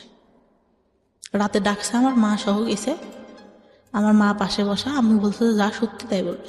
আমি আমার কাছে যেগুলো জিজ্ঞাসা করে আমি বলি যে না, এরকম তো কিছুই হয়নি। পরে আব্বু বুঝতে পারে যে মিথ্যা সত্য কথা, মানুষের কথা শুনলে বুঝতে পারে, তো কিছু বলে না, বলে আচ্ছা ঠিক আছে। তো ওনারা আবার এরকম বলে যে আপনার মেয়েকে বিয়ে দিয়ে দেন, নাহলে কিন্তু এই ছেলে অনেক প্রবলেম করবে, তাই বলে। তারপরে ইন্টার ফার্স্ট ইয়ারও তো তখন এসএসসি পরে ভর্তি হয়েছি। ইন্টার ফার্স্ট ইয়ার পরীক্ষার কিছুদিন আগে আমাকে একটা ছেলে দেখতে আসে। ছোটবেলা থেকেই চিনি, কিন্তু এভাবেও জানি না যে আমাদের এলাকায় বাসা, এটা জানি কার ভাই কার ছেলে এটাও জানি না। আমার আবার কেমন ছিল যে আমি কোথাও যেতে গেলে আব্বুর কাছে শুনতে হবে, আর বাইরে অত বেরোনোর কোনো ইয়া ছিল না আমাদের। আমি এলাকার মধ্যে আমাদের গোষ্ঠীতেও অনেকের নাম জানি, চিনি, একজনের মুখে চিনি, একজনের নাম জানি, এরকম অনেকে চিনিও না। তো কারণ গোষ্ঠীটা তো অনেক ছাড়ানো ছিটানো, এক জায়গায় তো সীমাবদ্ধ না। তা ওই মানে শাড়ি পরিয়ে এটা দেখে নাকি ওর অনেক ভালো লাগে। পরে আমাকে আমার ভাইয়ের বিয়েতে তো যে মানে আমাদের বিয়ের পরে আবার দেখা যায় যে যেতে হয় বউয়ের বাড়িতে, মানে আমার ভাবির বাড়িতে যেতে হবে। তো আমার ভাই বলে যে তুই চল, আর আমার মামা তোমার কথা বলে যে ও চল। আমি বলি যা না, যাব না, আমার যেতে ইচ্ছা করে না। কারণ আমি তখন যে টেনশনে, আমার বয়ফ্রেন্ডের সাথে আমার ব্রেকআপ হয়ে গেছে, মন মানসিকতা ভালো থাকে না। তার ভাবিদের বাড়িটাও এরকম ছিল যে আমার পছন্দ না, মানে মাটির রাস্তা দিয়ে যেতে হতো, আমার ভালো লাগতো না। ওকে, তা বলছে যে আচ্ছা চল আজকে যাই, কালকে চলে আসবো। তা আমি আবার তখন একটা গোপনে ফোন ব্যবহার করতাম, ওটা বাসায় রেখে যাই। আসার পরে 16 তারিখে যাই মার্চের, 18 তারিখে ব্যাক করি। ওকে, ফোনটা খোলার পরে আমি দেখতেছি আমার ফোনে একটা মেসেজ, আমাকে তুমি খুঁজলে কেন? আমি তোমাকে খুঁজলাম মানে কে এটা, আমি কাকে খুঁজলাম? ওকে, তারপরে আমি মানে আমার ফোনে ব্যালেন্স থাকে না, আমি ফোন দিই। তা বললাম যে ভাই কে? বললো, ওর নাম ধরে বললো যে আমি অবাক। আমি বললাম যে আপনাকে আমি খুঁজলাম কে, মানে কি আমি আপনাকে কেন খুঁজবো? বলতেছে না, আমাকে একজন বললো তুমি আমাকে খুঁজছো। আমি আপনাকে খুঁজবো মানে আমি আপনাকে খোঁজার কোনো প্রশ্নই আসে না। তারপরে আবার ফোন দেয় যে আসলে তুমি আমাকে খুঁজো নাই, তুমি আমাকে দেখো নাই। ওর মধ্যে মানে কি হয়, আমার খালাতো ভাই একটা বিয়ে করে, সম্পর্ক করে, ওই মেয়ে দেখতাম ওর দিকে তাকায় থাকে। তা আমার খালাতো বোনের ওয়াইফের আবার সম্পর্কটা ভালো ছিল, মানে ইয়াটা ভালো ছিল না, চরিত্রটা ভালো ছিল না। অনেকের সঙ্গে, ভাইয়ের সঙ্গে ইয়া হওয়ার পরে হুট করে বিয়ে করে, প্রেম করে, অনেকের সাথে আবার কথা বলতে। এই বাসে যেতে গেছে, মানে ঢাকায় থাকতো ওরা, ঢাকা থেকে বাড়িতে যেতে গেছে, কারোর নাম্বার পাইছে, পাশে বসছে, তার সঙ্গে কথা বলা শুরু করে দিছে। এরকম আমি ভাবতাম যে আচ্ছা যে ছেলেটার সাথে কথা বলে এ কি সে নাকি, অবাকের কথা ভাবতাম। তো এইভাবে তাকায় আসছে কেন? আমি আবার পিছন থেকে বসে আমি আবার ওর দিকে তাকায় আসি। তো ও ভাবছে যে আমি ওকে দেখি, কিন্তু আমি তো ওকে দেখি না, আমি দেখি যে ভাবি কেন ওর দিকে তাকায়, আমি তো এটা দেখি। মানে ও অনেক সুন্দর ছিল দেখতে, অনেক সুন্দর। ও 6 ফিট হাইটে, লম্বা, সেরকম দেখতেও সুন্দর।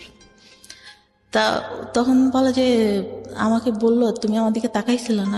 আমি তো তাকাইছিলাম না। তখন আমি এটা খুলেই বলি যে এরকম এরকম, আমি ভাবছি যে ভাবি আপনাকে দেখে কেন তাকায়, আপনার সঙ্গে কি কথা বলে কিনা। তা বলে না, আমার সঙ্গে কথা বলে না, আমি জাস্ট তোমাকে অনেক ভালো লাগে এই জন্য। আমি পরে বলি যে ভাইয়া আপনি আমার সাথে কথা বলবেন, ঠিক আছে, আমি সব কিছু বলি যে আমার কিন্তু আগে অনেকগুলো রিলেশন ছিল, অনেকের সঙ্গে আমি কথা বলতাম, এগুলো কিন্তু আপনি জানেন এলাকায় যেহেতু এইগুলো আসতে পারে, আর আপনি এইগুলো নিয়ে পরে সমস্যা করবেন, সম্পর্ক করলেও এটা কিন্তু হবে না। পরে ও বলে যে আচ্ছা ঠিক আছে, সমস্যা করবো। মানে যখন রিলেশন হইলো, কথাবার্তা হইতো, ফিজিক্যালি কোনো কিছু না, শুধু এমনিতেই কথা হইতো। কিছুদিন পরে ঠিক সেই কথাগুলো শুরু করলো, কেন করছো, আমার ফ্রেন্ডরাও তো এর মধ্যে আছে, কথা বলছো কেন? ও বলছে যে তোমার সাথে থাকছে, এই বলছে, এই করছে, ওই করছে, আমার তো এগুলো নিতে কষ্ট হবে। মানে সবাই আপনার নামে বদনাম করতো? বদনাম যেটা, কিন্তু সামনে কখনো কিন্তু ভাই কেউ বলেনি, কারণ বাবার একটা ইয়া ছিল, কখনো কেউ বলবে এরকম না। কিন্তু গেলে পারে এই মেয়েটা ভালো না, এই মেয়ের চরিত্র ভালো না, পরে এরকম বলতো। তারপর আমি ওর কাছে বিশ্বাস করবো না, সব ঘটনা বলি, সব আমার ছোটবেলা থেকে কি হয় না হয় আমি সবকিছু বলি। আচ্ছা, ও মানে একটা পর্যায়ে কি হলো ভাই, ওইগুলা নিয়েও কথা বলা শুরু করলো। ওই মানে আপনার সঙ্গে ঝগড়া হতো, এগুলো নিয়ে খোঁটা দিত? মানে ওইগুলা চাচাদের কথা না নিয়েও বাইরে যে ছেলেদের সঙ্গে কথা বলতাম, এগুলা নিয়ে খোঁটা দেওয়া শুরু করলো। আমি তখন অনেক কাঁদতাম যে তোমার তো আমি সব বলছি, দুনিয়ার কেউ কিছু জানুক না জানুক তুমি তো জানো, তাহলে কেন এরকম এইগুলা বলো? আর তুমি যদি আমার লাইফে আগে আসতো তাহলে তো আমি এগুলা করতাম না। আমি তো তোমাকে ভালো করে চিনতাম না, স্কুলে গেছি, একটু দেখছি, এই যা তুমি আগে বলতো আমার সাথে রিলেশন করবা, তুমি তো অনেক আলোচনা, কারণ আমি তো ছোট, তুমি তো আমার থেকে বড় হবা। পরে ভাই আমার ফার্স্ট বিয়ের ইয়াটা আসে, হুট করেই আমাকে বিয়ে দিয়ে দেয়। আমার কাছে জিজ্ঞাসাও করে না যে আমি পছন্দ করি কিনা। কিভাবে হয় বিয়েটা? আমাদের ওইখানে কোন ক্লাসে তখন আপনি? Inter first year. ওকে। আমার তখন ভাই বিয়ের বয়সটাও হয়নি। হুম। মানে আমার মাকে এসে একজন বলতো যে মানে সে হচ্ছে মুরগি দিয়ে যেত আমাদের বাসায়। হুম। বলে যে আপনার মেয়েটা তো অনেক সুন্দর, ছেলেটা অনেক সুন্দর, বাইং হাউসে চাকরি করে, তা আপনার মেয়েকে বিয়ে দিয়ে দিই। তা আমি বলে যে খোঁজ খবর না নিয়ে আর আমি এগুলো জানি না, ওর বাবা শুনলে রাগ করবে। তা আব্বুকে বলে, আম্মু হয়তো কোনোভাবে কনভিন্স করে বললে আম্মু আমার ভাইয়াকে পাঠায়। ভাইয়ারা ঈদের মধ্যে মানে বিয়ের পরে ভাইয়া বাসাতেই থাকে, ভাইয়া চাকরি একটা করতো সেটা ছেড়ে দেয়। পরে ভাইয়া যায়, যে কি করে ওকে বলে যে আশেপাশ থেকে খোঁজ নিতে, ও কি করে ওই বাসায় ঢুকে যায়। পরে ছেলের ছোট ভাইয়ের কাছ থেকে সবকিছু দেখে, তাদের বাড়ি টাড়ি দেখে অনেক মানে টাইস করা, ইয়া করা, ফুল ওয়াল উপরে টিন শিট, তার মধ্যে টাইস করা, ইয়াটিয়াও অনেক ভালো, ভাইয়া পছন্দ করে। তখন ছেলে আসে দেখতে, তার একদিন না দুদিন পরে। ভাই আমি তো ছেলে মানুষকে তাকায় দেখবো, লজ্জার একটা ব্যাপার। আমাকে শাড়ি টাড়ি পরানো হয়, তা আমি তাকাই না কখনো। উনি আমার কাছে জিজ্ঞাসা করে ঠিকানা এইগুলা নর্মালি যেগুলা জিজ্ঞাসা করে, বা চুল দেখাবে সেই এইসব কিন্তু কিছু বলে না। এমনি নাম টাম জিজ্ঞাসা করলো, ইয়া করলো, অনেক পছন্দ হয়েছে। পছন্দ হইলে মানে আমার মায়েরও অনেক পছন্দ, বাবারও অনেক পছন্দ ছেলেকে দেখে। কিন্তু ছেলেটা ভাই আমার থেকে মনে হয় 17-18 বছরের বড় হবে। ওকে। 17-18 বছরের বড় হবে। তখন তারা কি করলো যে বিয়ে করবে। তা আব্বু বলে যে আচ্ছা বিয়ে না, আমার একটাই মেয়ে, আমি অনেক বড় করে অনুষ্ঠান করব, আমরা এমনিতে শুধু কাবিন রেজিস্ট্রেশন করে রাখি। রেজিস্ট্রি করা হয়, কবুল টবুল বলা হয় না। ওই ছেলেদের তখন রাতে ওইখান থেকে চলে যায়। আমি অনেক কান্না করি ভাই, আমি তখন বলতে পারি না যে এই ছেলের সাথে আমার সম্পর্ক আছে, আমি একে ছাড়া থাকতে পারবো না। পরে তার মধ্যেও আমার যে চাচা আসে, ছোট চাচা আসে, ঈদে আসে, এই আসে সেই আসে, কন্টিনিউ এটা চলতে থাকে। আচ্ছা। পরে বিয়ে দেওয়ার পরে হুট করে দিয়ে দিল। আমার সবাইরে ফোন দিয়ে বললো, আমার বড় চাচা বলে যে কি ব্যাপার, তুই বিয়ে দিলি আমাদের কাছে তো জিজ্ঞাসা করবি। পরে যাওয়ার পরে আব্বা একটা ফোন দিল, ওই কন্টিনিউ কথা হইতো ছেলেটার সঙ্গে। কথা বলার আগে অন্যই যখন চলে যায় তার পরের দিন আমার ফুপুরা আসে, সবাই আসে আমাকে। আমি বললাম যে ভাই ছবিটা দেখি ছেলেটার। আমার যখন দেখাইলো, আমি শুধু ভাইকে বললাম তোরা কি করলি। মানে এটা বিয়ে হওয়ার পরে গিয়ে আপনি ছবি দেখলেন ছেলেটার? আমি তখন তাকাই দেখিনি ভাই, মানে আমি লজ্জাতে কি তাকাই দেখবো। আমাকে জিজ্ঞাসা করছে, আমি মাথা নিচু করে যতটুকু বলার বলছি। ছেলেটা হাইট টাইট লম্বা টম্বা সুন্দর ছিল, কিন্তু অত বয়স ভাই, বয়সের তো একটা ছাপ মুখের উপর পড়ে। তো বিয়ে হয়ে যায় এইভাবে। আমি সেদিন আমার যার সাথে সম্পর্ক ছিল ওকে ফোন দিয়ে আমি অনেক কান্না করি। ঈদের পরে ও বাড়িতেই ছিল, ঢাকায় পড়ালেখা করতো। ও শুধু বলে যে যা হবার হয়ে গেছে, এখন আমি কি করবো। আমি তো মানে আমার ভাইয়ের সাথে ওর আবার অনেক ভালো সম্পর্ক ছিল। আমি তো ভাইয়াকে ফোন দিয়েছিলাম যে ভাই কি করেন। এখন ভাইয়া তো আর আমাদের সম্পর্কের কথা জানে না, হয়তো অনেকের কাছ থেকে শুনতে পারে, তাছাড়া তার কাছে জানে না। বললো যে ওকে দেখতে আসছে, হয়তো বিয়ে হয়ে যাবে, আমি বাড়িতে। তা বলতেছে ও নাকি জিজ্ঞাসা করে আমাকে, যত দূরও বলে যে খোঁজ খবর নিছেন কি করে ছেলে, যে হ্যাঁ ভালোই। বলতেছে এরকম হুট করে কি বিয়ে দেওয়া ঠিক, ওনাকে এই কথাটা বলে আমাকে বলে যত দূর। এখন ও বলছে কি না দেওয়া আমি সঠিক জানি না। অনেক কান্নাকাটি করলে রাতে যে কাবিন রেজিস্ট্রি হওয়ার পরে ওনারা তো চলে গেল। পরে আমার সাথে কথা হইতো কিন্তু আমি নিতে পারতাম না। পরে মানে যখন কথা টথা হইতো, উনি একটা পর্যায়ে বলে যে আচ্ছা আমাদের তো শুধু কাবিন রেজিস্ট্রি হয়েছে, তুমি ফোনে কবুল বলো, আমিও বলি, মানে আমাদের তো তাহলে বিয়ে হয়ে গেল। কে বলছে এটা? মানে আমার যার সঙ্গে কাবিন রেজিস্ট্রি হয়। আচ্ছা আচ্ছা, ওকে।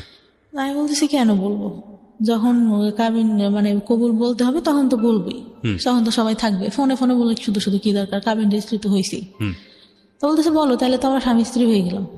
তো উনি বলে 3 বার বলে, আমি বলি না। মানে আমার মনের মধ্যে যেন কেমন একটা লাগে যে কি ফোনে কেন বলবো। আর যদি বিয়ে না হয়, আমার কেন জানি না মনের মধ্যে বললো যে যদি না হয়। আপনি তো রেজিস্ট্রি হয়ে গেছে। রেজিস্ট্রি হয়ে গেছে, কিন্তু ওই যে ইসলামিক ধর্মে যেভাবে হয় সেটা তো হয় না। আচ্ছা। আমরা তো ধর্মে বুঝি যে মানে কাবিন রেজিস্ট্রি হলে তো বিয়ে হচ্ছে না, আমাদের কবুল বলতে হবে 3 বার। আমাদের হাদিসে যতটুকু বলা আছে। আচ্ছা।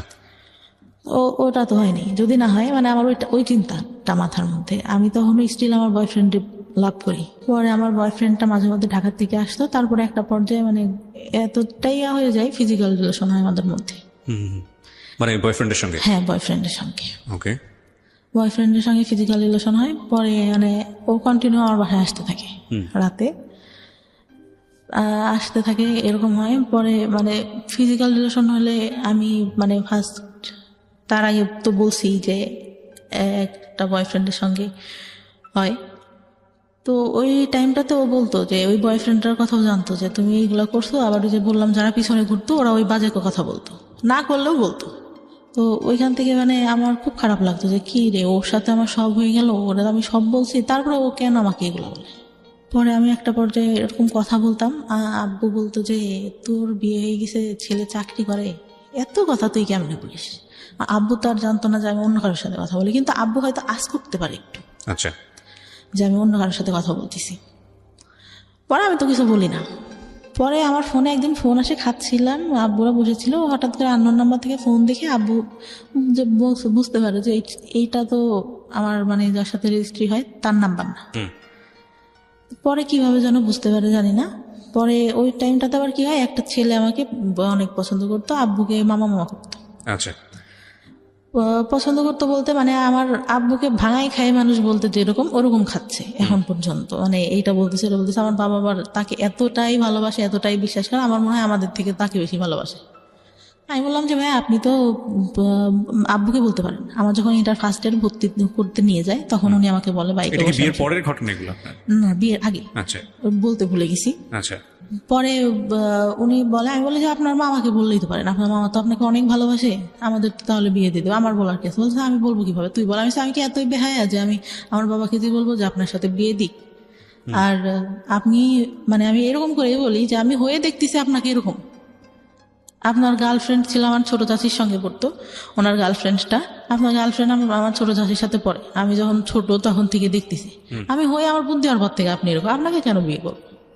তো কথায় কথা বলে তুই তো তাহলে প্রেম করিস। প্রেম করি না করে এটা কোনো কথা না, আমার মা বাবা যার সাথে দেবে তার সাথেই আমি থাকবো। পরে ভাই কি করে, বিয়েটা হওয়ার পরে উনি কি করলো, ওই ভাইয়াটাই মানে কার কাছ থেকে খোঁজ খবর নিতে জানি না, তাদের জমি জায়গা নেই, হেন নেই, তেন নেই, এসব বলে বিয়েটা 5 মাসের মাথায় ভেঙে দেয়। মানে আপনার যে রেজিস্ট্রি হয়েছিল সেই বিয়েটা হ্যাঁ, ভেঙে দেয়? ভেঙে দেয়। আচ্ছা। তা আব্বু ওই বয়ফ্রেন্ডটার কথা জানতে পারে এক পর্যায়ে। আমি বলি আব্বুর কাছে বিয়েটা ভাঙার আগে, তা বলে যে তাহলে বিয়েটা ভেঙে দিয়ে ওর সাথে তোর বিয়ে দিব, এরকম করে বলে। কিন্তু ভাইয়া কি করলো, বিয়ে ভাঙার পরে ওই ছেলের সঙ্গে আমাকে বিয়ে দেবে না, অন্য জায়গায় বিয়ে দেবে, এই ছেলের সাথেও দেবে। আচ্ছা।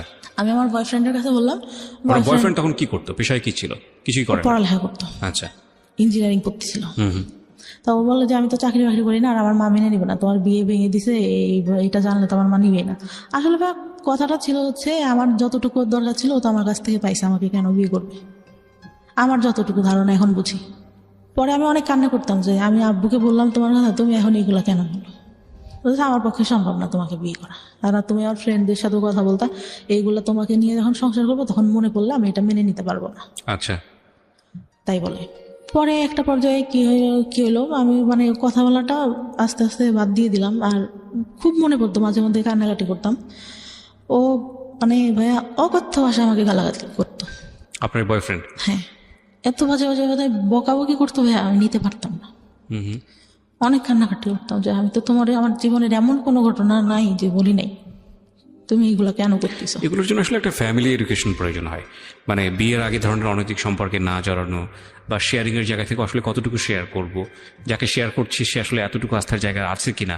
সো এগুলোর জন্য আসলে একটা ফ্যামিলি আন্ডারস্ট্যান্ডিং এর প্রয়োজন হয়, ফ্রেন্ডশিপের প্রয়োজন হয়, এবং একটা ফ্যামিলি আমার এডুকেশনের স্কুল প্রয়োজন হয়। জীবনে ভাইয়া একটা বান্ধবী ছিল অনেক ভালো, ও ক্লাস 4 থেকে চলে যায়, তারপর থেকে আমার কোনো ভালো বান্ধবী জীবনে আসেনি। রাইট। আপনি যে ভুলগুলো করেছেন আসলে ভুল করতে করতে শিখেছেন, তার আগে আপনি না, কেউ বলবে বুঝাবে এরকম কেউ ছিল না। রাইট। তো তারপরে কি হলো? পরে একটা পর্যায়ে এরকম বাদ দিতাম, আর আমি মাঝে মধ্যে ফোন দিলে ওরকম বাজে বাজে কথা বলতো। পরে মানে ওই বিয়েটা ভেঙে গেলে আমি আবার আব্বুকে বললাম যে আচ্ছা যাই হয়েছে হয়েছে, ও তো আমাকে কি করবে না। আর আমি মানে চিন্তা করে দেখলাম, আব্বুকে বললাম যে ও বলতিছে এই কথাগুলা, তার থেকে বিয়ের পরে যদি অশান্তি করে তার থেকে এখন হয়তো বাদ দিয়ে দেওয়াই ভালো। ওই আগে আমার যে কাবিন রেজিস্টার হয়, ওই ছেলেটা আবার মানে আমাকে খুব ভালোবাসতো, আর ওর বাবা আমাকে অনেক আদর করতো ভাই। মানে আমার মনে হলো যে আর একটা বাবা পাইছে আমার জীবনে, মানে এত ভালো লোকটা ছিল। মা ছাড়া কথা বলতো না আমার সঙ্গে কখনো, প্রত্যেকটা দিন আমি ফোন না দিলেও সে ফোন দিয়ে কথা বলতো। তা আমি একটা পর্যায়ে বললাম যে এতদিন কথা বলছি, আমার চাচাদের বললাম, আমার ফুফাদের বললাম যে আপনার আব্বুকে দেখেন ম্যানেজ করতে পারেন কিনা, ওই ছেলের সঙ্গে আমি কথা বলি। তখনও মানে কাবিন রেজিস্ট্রি হয়েছিল ওই ছেলেটার সাথে। ও বলে যে আচ্ছা তোমার বাসা থেকে যদি দেয় আমি তোমাকে নিব, কারণ আমি তোমার অনেক ভালোবেসে ফেলছি। পরে ইয়া করার পরে কি হয়, আব্বু রাজি হইলো যাও, ওদের বাসায় গেল, ছেলে বাসায় নেই। হুম। আমার চাচা ফুপা ফোন দেয়, ছেলে ফোন ধরে না। ওর সেদিন ওর ভাবিরা ওর মারাও নাকি ভালো ব্যবহার করে না, ওর বাবা শুধু ভালো করে কথা বলে। পরে আমার চাচারা এসে বললো যে ওই ছেলে বিয়ে করবে না, হয়তো বিয়ে করতে চেয়ে ভেঙে দিবে, এরকম। আচ্ছা। পরে ওই ছেলেটা আবার ফোন দিয়ে চাচাদের বলে আচ্ছা আমি একটু বাইরে ছিলাম এই জন্য ফোন, তুই ফোন ধরতা, বাইরে ছিলাম, আমাদের সামনে আসা নাই, ঠিক আছে। একটা কথা কি ভাইয়া, যেটা সত্যি কথা, ওই ছেলেটার অনেক বয়স ছিল, এই জন্য মূলত ও চাচাদের সামনে আসেনি। ওকে। ও ভাবছে যে এত ছোট মেয়েকে আমি বিয়ে করছি, আমার সাথে হয়তো দেখার পরে দিবে না, এই জন্য সে ভয় সামনেই আসে। সামনেই আসেনি। আচ্ছা। আমি একদিন বিয়ের পরে যখন বিয়েটা ভাঙে নাই তখন বলি যে আপনার বয়স এত বেশি, আপনি আমাকে বিয়ে করলেন, আপনি তো দেখছেন আমি তো তখন তাকাই দেখি না, আপনি তো দেখছিলেন যে আমি তাকাইও দেখি নাই, আপনার কি এটা ঠিক হয়েছে? বলে আসলে এখন বুঝতেছি ঠিক হয় নাই, তারপরে তোমার কি মানে বিয়েটা ভেঙে দিব? হয়েছে না, মেয়েদের জীবনে একবারে আমাদের যে ফ্যামিলি যে স্ট্যাটাস ছোটবেলা থেকে দেখে আসতেছি, একটা মেয়ের বিয়ে ভেঙে গেলে পরে আর ভালো বিয়ে হয় না। ছেলেটা ভাই বয়স বেশি হলেও, যেটা সত্যি কথা আমার লাইফে দেখা, শ্রেষ্ঠ মানুষ ছিল, এত ভালো কথা। আর তাকে আমি ফোনে আমার বলা লাগতো না, 1 সপ্তাহ পর পর ফোনের টাকা লুট দিয়ে দিচ্ছে, ফোন দিলে কোনোদিনও ধরতো না, কেটে ব্যাক করতেছে, আচ্ছা। এরকম ছিল। পরে কি করলো, আমাদের যেদিন মানে বিয়ের কথা ছিল, ওদের ওই দিক থেকে দাওয়াত টাওয়াত সব দেওয়া শেষ, তার মধ্যে তো বিয়েই করে দিয়েছে, কিন্তু আমাদের এদিকে কোনো প্রোগ্রামই না। মূলত আমার বিয়েটা ভাঙে আমার বাবা ওই ছেলেটার কথা শুনে, আর হচ্ছে ভাইয়ের বিয়ে দেওয়ার পরে আমার বাবার হাতে হয়তো অত টাকা ছিল না, সে গল্প দিচ্ছে যে আমার একটাই মেয়ে, অনেক বড় করে হ্যান করবো ত্যান করবো, কোনো কিছু করতে পারবে না, এইটা কারণ ছিল। পরে হুট করে ছোট চাচা নিয়ে আসে, যে আমাকে মানে ছোটবেলা থেকে Continuously physically ফিজিক্যালি টর্চার করতো, সে নিয়ে আসে। তা নিয়ে আসলে আমার বাবা বলে যে সব কাপড় কেন পরে আসিস, ভালো কাপড় পরতে পারিস না? আমি বাসার উপর কি পরবার, তারপরে আচ্ছা ভালো কাপড় পরতে, তা আমি মানে তখন একটু আন্দাজ হয় যে ভালো কাপড় কেন পরতে বলতেছে। তো নিয়ে আসলে ছেলেটা এত সুন্দর করে এত ভঙ্গিমায় কথা টথা বললো, আমাকে শাড়ি পরায় আবার সেই সামনে নিয়ে বসাইলো, সব কিছু জিজ্ঞাসা করলো। আমি ওনার ভঙ্গিমা দেখে, কথা বলা দেখে, দেখতে সুন্দর ছিল আমার, মানে ভালোই, মানে একটা বার তাকাইছিলাম, ভালোই লাগলো। এর থেকে একটু বয়সী হবে, তারপরে বয়সের ডিস্টেন্স আমাদের 15 বছর মতো। তা আমাকে পরে হচ্ছে ওদের বাসার থেকে দেখতে আসবে, এর মধ্যে ওই ছেলে ভাই আমাদের মানে মানে সবকিছু, আমার বাবা সবকিছু খোঁজ নিছে এক রাতের মধ্যে, একদিনের মধ্যে। আর নেওয়ার পরে ওরা বাসার থেকে আসে, আমি আবার বলি যে আমার যে আগে একটা ইয়া হয়েছিল, এটা কি বলা হয়েছে কিনা। আর মাকে জিজ্ঞাসা করলাম যে আমি কিন্তু পরে এবার বিয়ের পরে সমস্যা হবে, এটা কিন্তু আমি মেনে নেব না। ওকে। পরে ঘটককে বলে, ঘটক আবার বলে যে না বলা হয়নি। তা বলে যে আচ্ছা তাহলে বাবু বলে যে আচ্ছা বলো, যদি বললে যদি করলো, নাইলে নাই, বিয়ে করলে। পরে ভাইয়া বিয়ে দেওয়া, উনি ওনাকে বলছে, উনি সবার কাছে খোঁজ নিতে, কিন্তু সবাই তো জানে যেহেতু ফ্যামিলিটা ভালো, জানে, সবাই বলছে যে না উঠাই নাই, শুধু ওদের কাবিন রেজিস্ট্রি হয়েছিল। ছেলে বিয়ের আগে আসলো, ওদের বাসার থেকে সবাই আসলো, এসে ওর বাবা অনেকই মানে আমার, তারপর ঈদের পরে ছিল, কোরবানি ঈদের পরে মেবি, ওই দুনিয়ার লোক এসে মনে হচ্ছে আমি একটা কার্টুন বসে আছি, আমাকে দেখতেছে, কি দেখতেছে। ছেলের নানা ছিল, আমার চুল ধরে ঘোমটা নামায়, এইটা ওইটা, আমার খুব বিরক্ত লাগছে, কি রে চুল ধরবে, এইটা কি চুল ধরার যুগ নাকি? 2015 সাল ভাই, চিন্তা করেন আমার চুল ধরে হাঁটা দেখতেছে, কেমন মেজাজটা গরম হতে পারে তখন। ওকে। আমার খুব মেজাজ খারাপ, আমি রেগে যখন বের করে দেয় আমি আসি, চলে আসি। আমার চাচা তো ভাইরা বলতেছে আপুর কি হয়েছে, আপু কেন রাগ করছে? আমার চাচা তো ভাই বড় চাচার ছেলে, আমার থেকে বয়সে ছোট, মানে আমাদের বাবা আগে বিয়ে করে তো এই জন্য। ও আমাকে অনেক ভালোবাসে, বুবু বলে ডাকে। বুবু কেন রাগ করছে, বুবু কি হয়েছে, চুল কেন ধরে দেখলো, আমার হাঁটা কেন দেখলো, আমি কি ইয়া নাকি, এরকম করে বলি। পরে তাদেরও পছন্দ হয়, বিয়ে পরে সেদিন বিয়ে পড়াই দিল ভাই, একদম। আগেরটা ডিভোর্স হয়েছিল? হ্যাঁ, ডিভোর্স হয়ে গেছে, তার মনে হয় ভাইয়া 1 সপ্তাহের মাথায় আমার বিয়ে দিয়ে দিল। ডিভোর্স হলেও তো 3 মাস সময় লাগে, ওয়েট করতে হয়। হ্যাঁ, তুই কি করলো, বিয়ে দিয়ে দিল। আর আব্বুর একটু ক্ষমতা ছিল, বললাম না, একটু পলিটিক্যালি ইয়া ছিল, ও ওই জন্য কেউ আর কিছু বল টলে নাই, ইয়া করে নাই। কিন্তু ওই ছেলেরা নেওয়ার জন্য অনেক লোক দিয়ে খবর পাঠাইছে, ত্যান করছে, কিন্তু এদিক থেকে আমাদের এদিক থেকে কোনো কথা ইয়া হয়নি। তা আমি একটা সময় মানে আগের যে ছেলেটা ছিল ওকে বলছিলাম যে তুমি যদি চাও আমি কিন্তু চলে আসবো, কিন্তু সে নাচের তো অনুষ্ঠান করতে হবে, হ্যান ত্যান এটা সেটা। আবার তাদের চিন্তা ছিল কিছু দেবে না। পরে এর সাথে বিয়ে গেল, সেদিন বিয়েটা একদম পড়াই দিল। বিয়েটা পড়াই দেওয়ার পরে ছেলের কথার ভঙ্গিমা এটা সেটা, সে ডিপ্লোমা কমপ্লিট করছে, সে বললো যে আমি বিএসসি কমপ্লিট করছি। মিথ্যা কথাটা পুরাই বললো যে টাউনে জায়গা আছে ওইখানে বাড়ি করবো, এটাও পুরা মিথ্যা কথা। জায়গা কিছুই মানে এমনিতে গ্রামে জায়গা জমি আল্লাহর রহমতে ভালো আছে, কিন্তু ওইগুলো মিথ্যা কথা। কারণ ওদের যে বাড়ি টাড়ি দেখলে তো বিয়ে দিবে না। আমার চাচা কিন্তু দেখে আসছে ভাই, কিন্তু সে মানে বাড়ি কেমন, এটা কেমন, এটা কেমন কিছুই বলে নাই। বলছে ভাই ছেলে ভালো চাকরি করে, ভালো দেখতে, বাড়ি জমি জায়গা যা আছে অনেক ভালো। বিয়ে হওয়ার পরে তার সাথে উঠাই নাই তখন, এমনিতে বিয়ে হলো, ছেলে থাকলো রাতে, সবকিছু জিজ্ঞাসা করলো যে বিয়ে হয়েছিল, কোনো কিছু হয়েছে কিনা, এটা সেটা। আমি বললাম না, বিয়ের আগেই তো বলছি যে শুধু কথাই হইতো, আর কোনো কিছু না। আর ছেলেটা হয়তো ওইরকম ছিল না যে দেখা করবে বা হ্যান ত্যান। পরে সারা রাত গল্প টল্প করলাম, করার পরে মানে ভাইয়া যে বলে না যে মানে হাজবেন্ডের কাছ থেকে একটা ভালো কথা বা ভালো কিছু, সে প্রথম অনেক ভালো কথা বলতো, ভালো ব্যবহার করতো। আমি ফার্স্ট যখন ঢাকায় আসলাম, একা আসলে চাকরি করতো, একটা বাসায় এসে একা থাকতো, তার ফ্রেন্ডের সাথে একটা বিজনেস করতো, এক পাশে হচ্ছে তাদের জিনিস থাকতো, এই কসমেটিক্স এটা সেটা, আর এক পাশেও থাকতো। কি হয় ভাই, আমাকে একটা ফোন গিফট করে, ফোনটা হারাই যায়। বাস থেকে যখন নামবো গাবতলিতে, আমার ব্যাগে ধাক্কা লাগে বাসের মধ্যে থেকেই। আমি ভাবি যে হয়তো সিটে লেগে ধাক্কা লাগছে। তখন আমি বাইরে নেমে দেখি আমার ব্যাগের মধ্যে ফোন নাই তো নাই, ফোন দেওয়া হচ্ছে, ফোন বন্ধ। তখন বুঝতে পারছে, বাসায় এনে বললো যে আমি অনেক কষ্ট করে সবকিছু করি এইরকম। তা আমি অনেক কান্না করতেছি যে আসলে আমি তো ইচ্ছা করে করিনি। আমার আব্বু ফোন দিছে, কি হয়েছে, ফোন বন্ধ কেন, ফোন হারাই গেছে, ওর সাথে কথা বলতেছে। আমি না, আব্বুকে রাগারাগি করবো, আমি বলবো না, আমি কথা বলবো না। তা আমি অনেক কান্না করি, কিন্তু ও এইভাবে বলে, আমার খুব মানে খারাপ লাগে ভাইয়া, যে আমি তো ইচ্ছা করে ফোনটা হারাই নাই, এইভাবে কেন বলতেছে। আর ওর মানে বিয়ের প্রথমে এত ভালো কথা, আমি এসে ঢাকায় এসে দেখলাম পুরাই উল্টাটা ভাইয়া, পুরা উল্টা, মানে একদম মানে মনে হলো আকাশ থেকে আমি পাতালে পড়ে গেছি, এটা কি। পরে উঠাই নিল মনে হয় প্রায় 6-7 মাস পরে।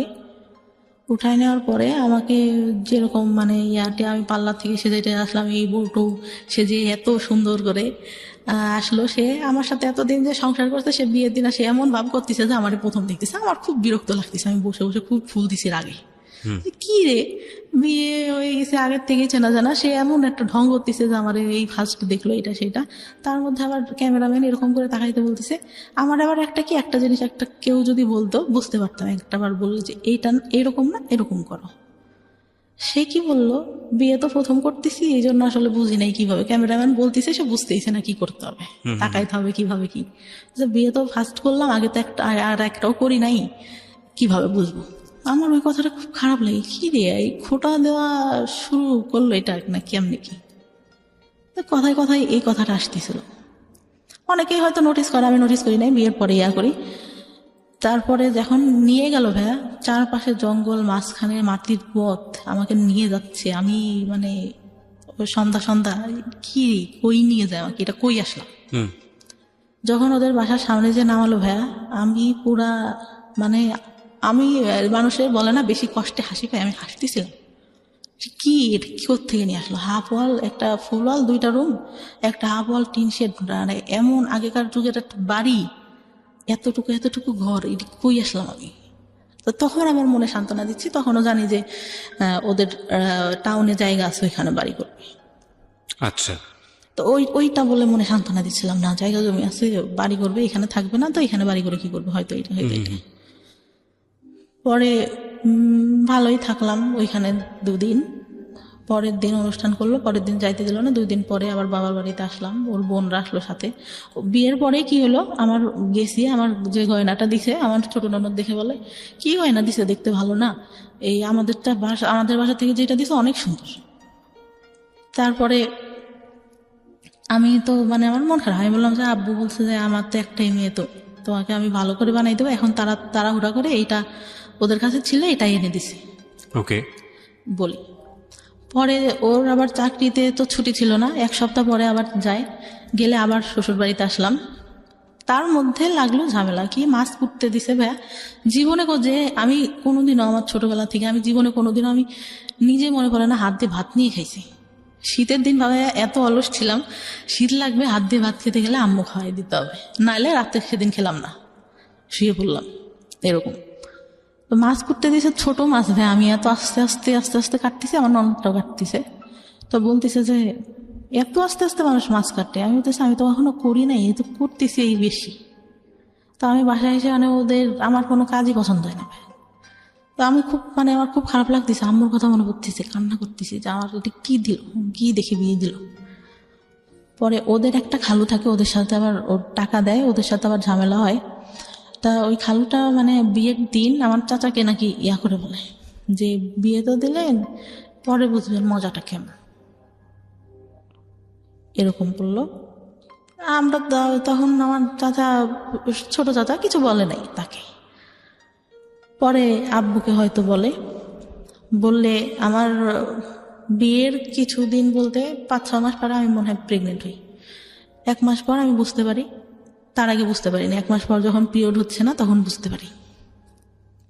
তার মধ্যে ওই যে শ্বশুর বাড়িতে যাই মাঝে মধ্যে, আমার শ্বশুর তখন বেঁচে ছিল, এইটা নিয়ে বাঁধাবো ওইটা নিয়ে বাঁধাবে, এইরকম এই কাজটা কেন করে না, ওইটা কেন কিছুই করে না। আমি তো ভাই আমি বুঝি না আসলে সংসারে কি করতে হয়, টোটালি আমি বুঝি না কি করতে হয় একটা সংসারে, যে উঠবো সকাল উঠে এটা করবো ওইটা করবো। আমি তো ওইভাবে মানুষই নেই, সব দেখছি আমার মা কাজের লোক দিয়ে করাচ্ছে, নিজে শুধু রান্নার বান্না করতেছে। মানে বললাম না ফ্যামিলিটা বড় ছিল, একসাথে ছিল সবাই, তো করতেছে। তারপর আমি মানে করতাম না। আমার কি হলো, বাচ্চাটা যখন প্রেগনেন্ট আমি, তখন আমি একদম আমার বাড়িতে, আমার বিয়ের পরে ভাই আমার হাজব্যান্ড আমাকে কাপড় দিত না। ওকে। টোটালি বলতে আমি গেছি, আমার একটা জামা সবসময় পরার জন্য 500-550 টাকা দাম হবে। বললাম যে এটা আমার পছন্দ হয়েছে, আমি নিব। আমার কাছে টাকা নেই, তোমার কাছে থাকলে নাও। তারপর আমি নিলাম, আমি করি নাই। আবার আমার খালার ছেলেটা অসুস্থ হয়ে যায়, ওর কাছে টাকা ছিল না, আমি মানি ব্যাগ দেখে আমার কাছে টাকা ছিল, ওইটার মধ্যে দিয়ে দিই। মানে এতটাই ভালোবাসতাম ভাই ফার্স্ট টাইমে, এতটাই বিশ্বাস করছি তার কথা শুনে। পরে আমার খুব খারাপ লাগে। ঈদ যায় 2টা ভাই, ঈদে একটা কাপড়ও দেয় না আমাকে, আমার বাবার বাড়ি থেকে সব। ঢাকায় আসছি, এই বছর বাণিজ্য মেলায় যাবো ভাইয়া। আমি বললাম যে গেলে কি কিনে দেবা, বলে যাওয়ার আগেই কি কিনে দিব, বাণিজ্য মেলায় সবাই ঘুরতে যায়, কিছু কিনতে যায় না, ওইখানে অনেক দাম। তাহলে কি দরকার আছে যাওয়ার। ওকে। পরে আমি আম্মুরে ফোন দিয়ে কান্না করতেছিলাম, আব্বু আবার বিকাশে 2000 টাকা পাঠায় ওর, যে ও গেলে যা কিনতে যায় কিনে দিও।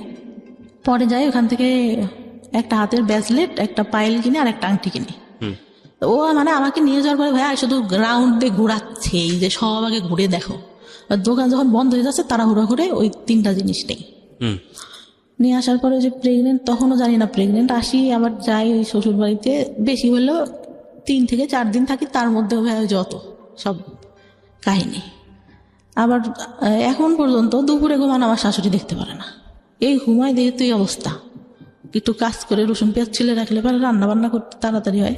ওই তো বললাম না ওইরকম করে দেয়। তারপর আমার চাচা, যেটা বলতে ভুলে গেছি, বিয়ের পরে এই ছেলেটার সাথে যখন বিয়ে হয়, ওর চলে গেল, আমার দাদি ছোটবেলা থেকে আমাকে দেখতে পারতো না। এই খাওয়াটা এই হলে ফুপড়া আসছে, বলবে যে খেতে বসছি, দেখা গেছে সামনে থেকে বাটিটা টান দিয়ে নিয়ে নিত। আপনার ফুপু? আমার দাদি। হ্যাঁ, বলতো যে ওরা তো চলে যাবে, তুমি তো বাসায় খাওয়াই, পরে খাবা। মেয়ে বলে হয়তো দেখতে পারতো না। আমার খুব খারাপ লাগতো, আমার ভাইকে অনেক ভালোবাসতো আমার দাদি। হ্যাঁ, এই যে ডিসক্রিমিনেশন, এটা আমাদের সমাজে আছে। পরে এই বিয়েটা হওয়ার পরে কি হলো, ফুপুরা আসছে সবাই, আমার হাজবেন্ড চলে গেছে তখন ঢাকায়। আমি ঘুম থেকে উঠছি, আমার অনেক গলা ব্যথা, আমার টনসিলের প্রবলেম এখনো, মাঝে মধ্যে ফুলে টুলে যায় একদম, কথা বলতে সমস্যা হয়, কথা বলতে পারি না।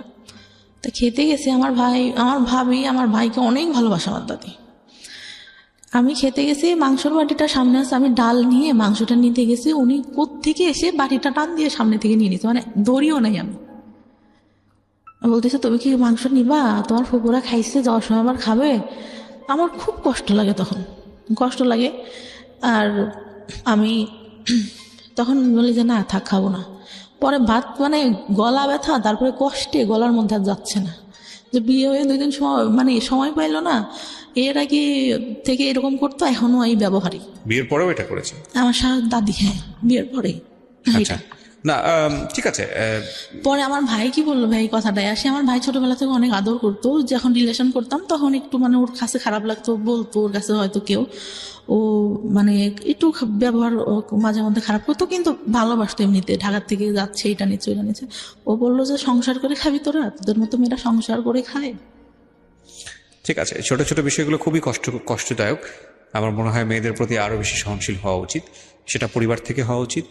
বাবার জায়গাটা ভয়ানক রকমভাবে মিসিং, এবং কিছু বিষয় আমরা আজকে এই অনুষ্ঠানে সচেতনভাবেই তুলে আনতে পারিনি, কারণ আমাদেরও একটা সীমাবদ্ধতা আছে। এক, আর 2 নম্বর যেটা, সেটা হচ্ছে যে মা যে ধরনের ভূমিকায় থাকা উচিত ছিল সেটা তো অবশ্যই ছিল না। মানসিক বিকাশ বলতে যেটা বোঝায় এই মেয়েটির, সেটা হয়নি, এবং যে কারণে ওর জীবনে কিছু সিক্রেটস জন্ম নিয়েছে। সেটা হচ্ছে বিয়ের আগে এক ধরনের অনৈতিক সম্পর্কে জড়িয়ে যাওয়া, এবং সেটার রেজাল্টও ভালো না হওয়া। আপনি দেখেন ওর জীবনে কোনো বেস্ট কোম্পানি নেই। একটা ভালো বন্ধু, সেও খুব অল্প সময়ের জন্য, তারপরে সে নাই।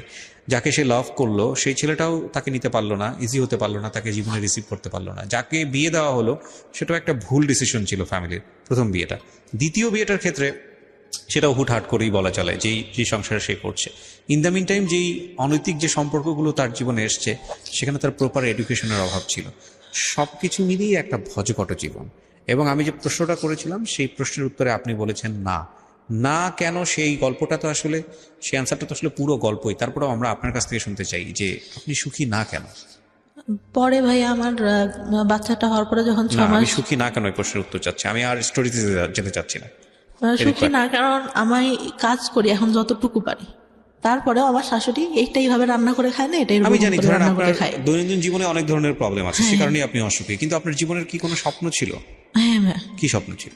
আমি চেয়েছিলাম যে ইন্টার কমপ্লিট করে ভালো একটা কলেজে ভর্তি হব, ওকে, পড়ালেখা করে কিছু একটা করব, নিজের পায়ে দাঁড়াবো, নিজের পায়ে দাঁড়াবো, নিজে আর্ন করবো, ডিসিশন মেকিং হ্যাঁ করবো। ডিসিশন মেক করবো। আর একটা ইচ্ছা ছিল যে আমার বাবার টাকা উড়ায় অনেক, মানে মানুষের পিছনে, এটা বুঝে না, এখন অনেক দিনাদায়ী হয়ে গেছে। আমি চাই, আমার ভাই বিয়ে করছে, সে এখন টাকা পয়সা দেয় না, আরো পারলে বাবার থেকে উল্টা নেয়। আমি চাই তার দিনাদায়ীটা শোধ করতে। মানে আমার আপনি চাইতেন? আমি চাইতাম। বাবাদের ভুল এইসব জায়গাতেই। এবং হয়তো আপনার মেয়েটা যদি আজকে সেই রকম নিজের পায়ে দাঁড়াতো, তাহলে হয়তো আপনারই জন্য উপকার হতো। এবং আমাদের আমি সবসময় যে কথাটা বলি, সবসময়ই বলি, এই গল্পগুলোর সাম আপ একটা জায়গায় এসে দাঁড়িয়ে যায়। Never sacrifice 2 things in your life. Number 1 is education and number 2 is your career. এই দুটো জিনিস স্যাক্রিফাইস করলে এগুলো কখনো জীবনের রিটার্ন আসে না। বাকি জিনিসগুলো রিটার্ন আসে, কোনো না কোনোভাবে আমাদের সামনে ঘুরে ফিরে চলে আসে।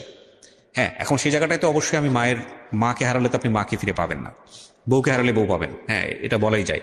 কিন্তু গার্লফ্রেন্ড গেলে জীবনে গার্লফ্রেন্ড আসবে, বয়ফ্রেন্ড গেলে বয়ফ্রেন্ড আসবে। একটা মানুষ জীবন থেকে চলে গেলে তার রিপ্লেসমেন্ট হয়তো অন্য একজন মানুষ হবে, এটা হয়। হ্যাঁ, এখন আমরা যখন লাভ করি তখন আলটিমেটলি এটাই চিন্তা করি যে না, তাকে ছাড়া আমার জীবন বৃথা। আমাদের লাভের স্টাইলটাই এরকম, ধরনটাই এরকম, আমরা অন্য কোনো কিছু চিন্তা করতে পারি না। লাভ সবসময়ই যখন হয় তখন একদম ব্লাইন্ডলি ডিপোজিট হয় সেই জায়গাটাতে। সো ওইটা নিয়ে আমরা, কিন্তু মজার বিষয় হচ্ছে যখন জীবন থেকে ওটা সরে যায় এবং জীবনে যখন সেকেন্ড আর একটা মানুষ আসে, তখন একটা পর্যায়ে গিয়ে মনে হয় কতটা বোকা ছিলাম, কতটা হাস্যকর ছিল এই সময়গুলো, কত না বড় ভুল করেছে। কিন্তু সিচুয়েশনের থেকে সেটা বোঝা যায় না।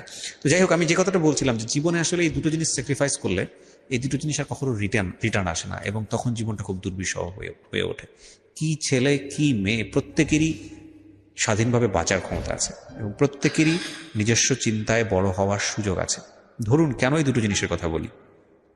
এই মেয়েটি তার সংসার জীবনে সুখী না, এই মেয়েটি তার পারিবারিক জীবনে সুখী না, এই মেয়েটির একটা বাচ্চা আছে।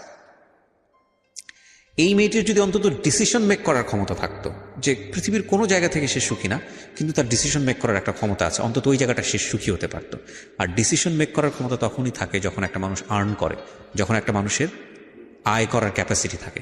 যে মানুষটার আয় করার ক্যাপাসিটি থাকে না, সে মানুষটার ডিসিশন মেকিং করার ক্ষমতা থাকে না। সুতরাং পৃথিবীর সমস্ত জায়গা থেকে যদি আপনি বঞ্চিত হন হ্যাপিনেসের জায়গাটা থেকে, আর্ন যদি আপনি করেন, পয়সা রোজগার যদি আপনি করেন, আপনার যদি একটা জব থাকে বা অন্য কোনো যে কোনো বৈধ উপায় আপনি যদি অর্জন করেন, সেক্ষেত্রে আপনার অন্তত একটা হ্যাপিনেস থাকবেই থাকবে। So never ever sacrifice your career, and education না থাকলে ক্যারিয়ার আসবে না। সচরাচর আমরা সেটাই দেখি, ব্যতিক্রম অনেক আছে। তো এডুকেশনও আসলে স্যাক্রিফাইস করা উচিত না। এডুকেশনের স্যাক্রিফাইসনেসটা নিজের জীবনটাকে অনেকখানি দুর্বিষহ করে তোলে। এই মেয়েটির ক্ষেত্রে যেটা হয়েছে এডুকেশনের ক্ষেত্রে, সেটা পারিবারিক ভুল এবং তার নিজেরও অনেকখানি ইচ্ছার অভাব ছিল। একটা সময় তার মনে হয়েছে যে পড়াশোনা করে কী বা হবে, সে যেটা দেখেছে। এবং সব কিছু মিলিয়েই এইরকম জীবন, সমাপ্তির মতো জীবন বাংলাদেশের অনেক মেয়ের আছে, অসংখ্য মেয়ের আছে। কিন্তু একটা কথা হচ্ছে যে আমরা আসলে সুন্দর দিনের স্বপ্ন দেখি, আমরা আগামীকাল নিয়ে পজিটিভ ভাবতে চাই, আমরা বেঁচে থাকি ভালো কিছুর জন্য। আমরা প্রতি মুহূর্তে স্বপ্ন দেখি আমাদের জীবনটা অনেক সুন্দর হবে, যে কারণেই আমরা বেঁচে থাকি। আমরা বিশ্বাস করি সৃষ্টিকর্তাতে এবং একই সাথে আমরা বিশ্বাস করি আমাদের ভাগ্যে ভালো কিছু অপেক্ষা করছে। যে কারণেই সমাপ্তিরা এত স্যাক্রিফাইস করেও তাদের সন্তানদের মানুষ করেন এবং ভবিষ্যতের আশায় বসে থাকেন। ওনার একটা সুখের জায়গা অন্তত আছে, সেটা হচ্ছে ওনার সন্তান। উনি ওনার সন্তানের কাছ থেকে ভালো কিছু আশা করেন। আপনার যদি একটা মেয়ে হয়, আমি একটু প্রশ্নটা করে আজকের অনুষ্ঠানটা শেষ করে দিই। আপনার যদি একটা মেয়ে হয়, আপনি আপনার মেয়েটাকে আপনি কিভাবে বড় করবেন? আমার ভাইয়া মেয়ে। ও আপনার মেয়ে? আচ্ছা, ওর বয়স কত? 3 বছর? 3 বছর। ও, তো আপনার এই প্রবলেমগুলা যেগুলো আপনি ফেস করছেন, এখন আপনি তো বোঝেন যে আসলে কোথা থেকে কি হতে পারে। সো এই বিষয়গুলোকে আপনি ওর দিকে খেয়াল রাখেন? সব সময় ভাই, সব সময়। এই যে যেরকম আমার ও বাবা বা এখনই বুঝাই যে এটা তুমি এইটা করতে চাম্মো, এটা যদি কেউ করে তুমি আমাকে কিন্তু বলবা, শারীরিক যেটা ওটা এটা কিন্তু সেনসিটিভ। আর ও মানে এত বিশ্বাস করবেন না, এত বুদ্ধি ওর মাথায়। আমি যদি একটু কান্না করি, ভাইয়া মা তোমার কি হয়েছে, বিউটিফুল। আমি চাই আপনার মেয়েকে আপনি ভালো শিক্ষায় শিক্ষিত করেন এবং তাকে আমি মেন্টালি সাপোর্ট দিব ভাই, সব দিক থেকে। ওর বাবা না দিতে পারলে আমি যেটা আমার হাজবেন্ড এখন পর্যন্ত ভাই আমার এটা বলা খুব দরকার, হাত খরচ দেয় না। আমার বাচ্চা পেটে আসে, তারপরে ফার্স্ট আমার গায়ে হাত তোলে। আমি জানি ভেতরে যদি ঢুকি তাহলে আরো অনেক কিছু বের হবে যেগুলো হয়তো সহ্য করার মতো না, কিন্তু তারপরেও সেই মানুষটাই আপনার মানুষ এবং তার সাথে আপনি সংসার করছেন। হয়তো ভবিষ্যতে সবকিছু ঠিক হয়ে যাবে। সবকিছু ঠিক হওয়া সম্ভব বলে আমার মনে হয় না, কারণ সে এখনো ফেসবুকে এত মেয়ের সাথে কথা বলে। আইডিয়া আছে আপনার কোনো ফেসবুক আছে? হ্যাঁ, আমার ফেসবুক আছে। সো আপনি ওটাতে তাকে মনিটর করেন? না না, আচ্ছা, আমি কিন্তু সে এসে করতেছে, কথা বলতেছে, রেখে দিছে, আমি দেখতে গেছি অনেক মেয়ের সাথে। আমি আপনাকে একটা প্রশ্ন করি, প্রসঙ্গটা অন্যদিকে চলে যাচ্ছে। যে মানুষটা আপনাকে ভালোবাসে না, যে মানুষটা আপনাকে সময় দেয় না, বা আপনি তাকে যেভাবে চাচ্ছেন সেভাবে তাকে পান না, সেই মানুষটা 8-10 জন মানুষের সাথে কি করলো না করলো সেটা দিয়ে আপনার কি লাভ? আগে প্রথম অনেক খারাপ লাগতো ভাইয়া, প্রথম অনেক খারাপ লাগতো। এখন মানে দেখেও বলতে গেলে অনেক মারতো। আচ্ছা, অনেক মারতো। আমার শ্বশুর বললাম মারা যায়, আমার মেয়েটা যখন 6 মাস বয়স, তখন আমার মা আমার সঙ্গে যায়, আমার শাশুড়িরা সব আমার মায়ের দিয়ে এটা করেন, তো আপা ওইটা করেন, তো আমার ননদরা। লাইফে না সবকিছু চুক্তি দিয়ে হয় না। আপনি যে ঘটনাগুলোর মধ্যে যাচ্ছেন, ছোট ছোট ঘটনার মধ্যে আমি আর যাচ্ছি না। আমি এখনো পজিটিভ ভাবতে চাই, যেহেতু আপনি সংসার করছেন। হাজবেন্ডের গায়ে হাত তুলে একটা পর্যায়ে এইটা ঠিক আছে, আমি জানি আপনার জীবনে হয়তো আরো বেশি সিক্রেটস আছে। আপনি এটা যেটা হয়েছে আপনার কাছে গায়ে কন্টিনিউ হাত তুলতে, হয়তো একটা সময় আপনি গিয়ে। আমি ওর জন্য তুলি না, আমার মায়ের জন্য। আমার বাসায় আমার মা আসে, আমার মেয়েটা তখন ছোট, ও অফিস থেকে এসে কন্টিনিউয়াসলি এটা দেন তো ওইটা দেন তো বলে। আমি বলি যে তুমি এরকম বলো দেখি তো, তোমার বাসায় আমার মা গেছিল, তোমার মারাও বলে। সে একটা পর্যায়ে উঠে এসলে বললো যে তুই দিলি না কেন আমি আসার পর। এটা দেন তো ওটা দেন তো বলতে আম্মুকে বলতো, মানে যৌতুকের ব্যাপারে? না না না, তাহলে ওই পানি দান তো আম্মু, ওইটা খাওয়া, ওইটা আনেন তো আম্মু, এরকম বলতো। আমার খারাপ লাগতো, কিরা আমি আছি, আমার মাকে কেন বলে? ও বলতে পারে যে আপনি একটু বাবুকে ধরেন, ওইটা আমাকে সেটা দিক। যাই হোক, আমি সংসারের বিষয়গুলো দিতে চাচ্ছি না। আমি যেটা বুঝি যে আপনি কমপ্লিটলি নট হ্যাপি, কিন্তু এই মানুষটাই ধরেন একটা সময় গেলে সৃষ্টিকর্তা চাইলে হয়তো আপনার সবচেয়ে কাছের মানুষ হয়ে যাবেন, মনের মানুষ হয়ে যাবেন। হয়তো থিঙ্ক পজিটিভ, পজিটিভ চিন্তা করাটাই বেটার। যেহেতু আপনার সেই হাজবেন্ড করি ভাই, কারণ আগে যত সমস্যা হতো এখন আগের থেকে অনেক কমছে। সে একটু মানে বলতে গেলে লোভী টাইপের। ঠিক আছে, থাক। আপনি ধরেন যেহেতু আপনার সঙ্গে সংসার করছেন, তাকে নিয়ে নেগেটিভ না বলাটাই বেটার। আপনি যেটা বুঝি যে আপনি হোপ ফর দ্য বেস্ট, আর দিন শেষে কিন্তু সে আপনার সন্তানের পিতা। তাই না? এবং একটা সন্তানের ক্ষেত্রে বাবা মায়ের সম্পর্কটা যেমনই হোক না কেন, এই দুজন মানুষের প্রয়োজন অনেক বেশি, অনেক বেশি। সো এই জায়গাটায় বাবা এবং মাকে অনেক বেশি স্যাক্রিফাইস করতে হয়, এবং এই ধরনের স্টোরি আমরা আমাদের আমি রেডিওতে আমি বলতে পেরেছি। ভাইয়া যতটা সম্ভব স্যাক্রিফাইস করে যাচ্ছি এখন। আগে তো বুঝতাম না ভাইয়া, ফার্স্ট টাইমে ছোট ছিলাম, অনেক কষ্ট, মানে কষ্ট হতো, অফকোর্স ইয়া আপনার করতো। লাইফের জায়গাটাতে অনেক বেশি স্যাক্রিফাইসের ব্যাপার আছে। সো আমি আসলে ওই জায়গাটাই কনক্লুশন টানতে চাই যে আপনার সন্তান, আপনি যেই ধরনের পরিবেশের মধ্য দিয়ে বড় হয়েছেন, যেটা আপনার লাইফে খুব নেগেটিভলি ইফেক্ট করেছে, সেটা থেকে সেফ থাকবে, কারণ আপনার এক্সপিরিয়েন্সের জন্য। হ্যাঁ, আমার এই জায়গাটাই experience-এর টানতে জন্য। চাই হচ্ছে আমার যারা লিসনার তাদের কাছে। দেখুন, গল্পের বিন্যাসে সেই ধরনের কোনো রোম্যান্স নাই, সেই ধরনের কোনো রোমাঞ্চকর ব্যাপার নাই, সেই ধরনের কোনো শিহরিত হওয়ার ব্যাপার নাই, এবং আজকের যে গল্পের বলার ধরন, সেখানে সেই ধরনের আপস অ্যান্ড ডাউন তন্ময় হয়ে শোনার মতো হয়তো তেমন কোনো বিষয় নাই, কিন্তু একটা শিক্ষার জায়গা আছে, চমৎকার একটা শিক্ষার জায়গা। ওনার জীবনের কিছু ভুল, কিছু অপরাধের জন্ম হয়েছে ওনার খুব অতীত অভিজ্ঞতার কারণে, এবং একই সাথে ওনার দ্বারা অনেক ভালো কিছু করা সম্ভব ছিল, সেটা হয়নি। সেটা সাফারার ওনার ফ্যামিলি, উনি নিজে, এবং ওনার ফ্যামিলি, অফকোর্স ওনার বাবা মা তো অবশ্যই সাফারার। তো আপনারা যারা শুনলেন, তারা যেন ওনার মতো করে ভুলগুলো না করেন, বা তারা যেন তাদের মেয়েকে প্রপারলি বড় করেন। এই যে বেসিক নিড যেগুলো, শিশুকে কি পরিবেশে বড় করলে সে কোনো সেক্সুয়াল অ্যাবিউজের শিকার হবে না, শিশুকে কি পরিবেশে বড় করলে তার যে বেসিক নিডগুলো, তার যে শারীরিক পরিবর্তন, বয়ঃসন্ধিকালের যে বিষয়গুলো, সেগুলো খুব স্বাভাবিকভাবেই সে নিতে শিখবে।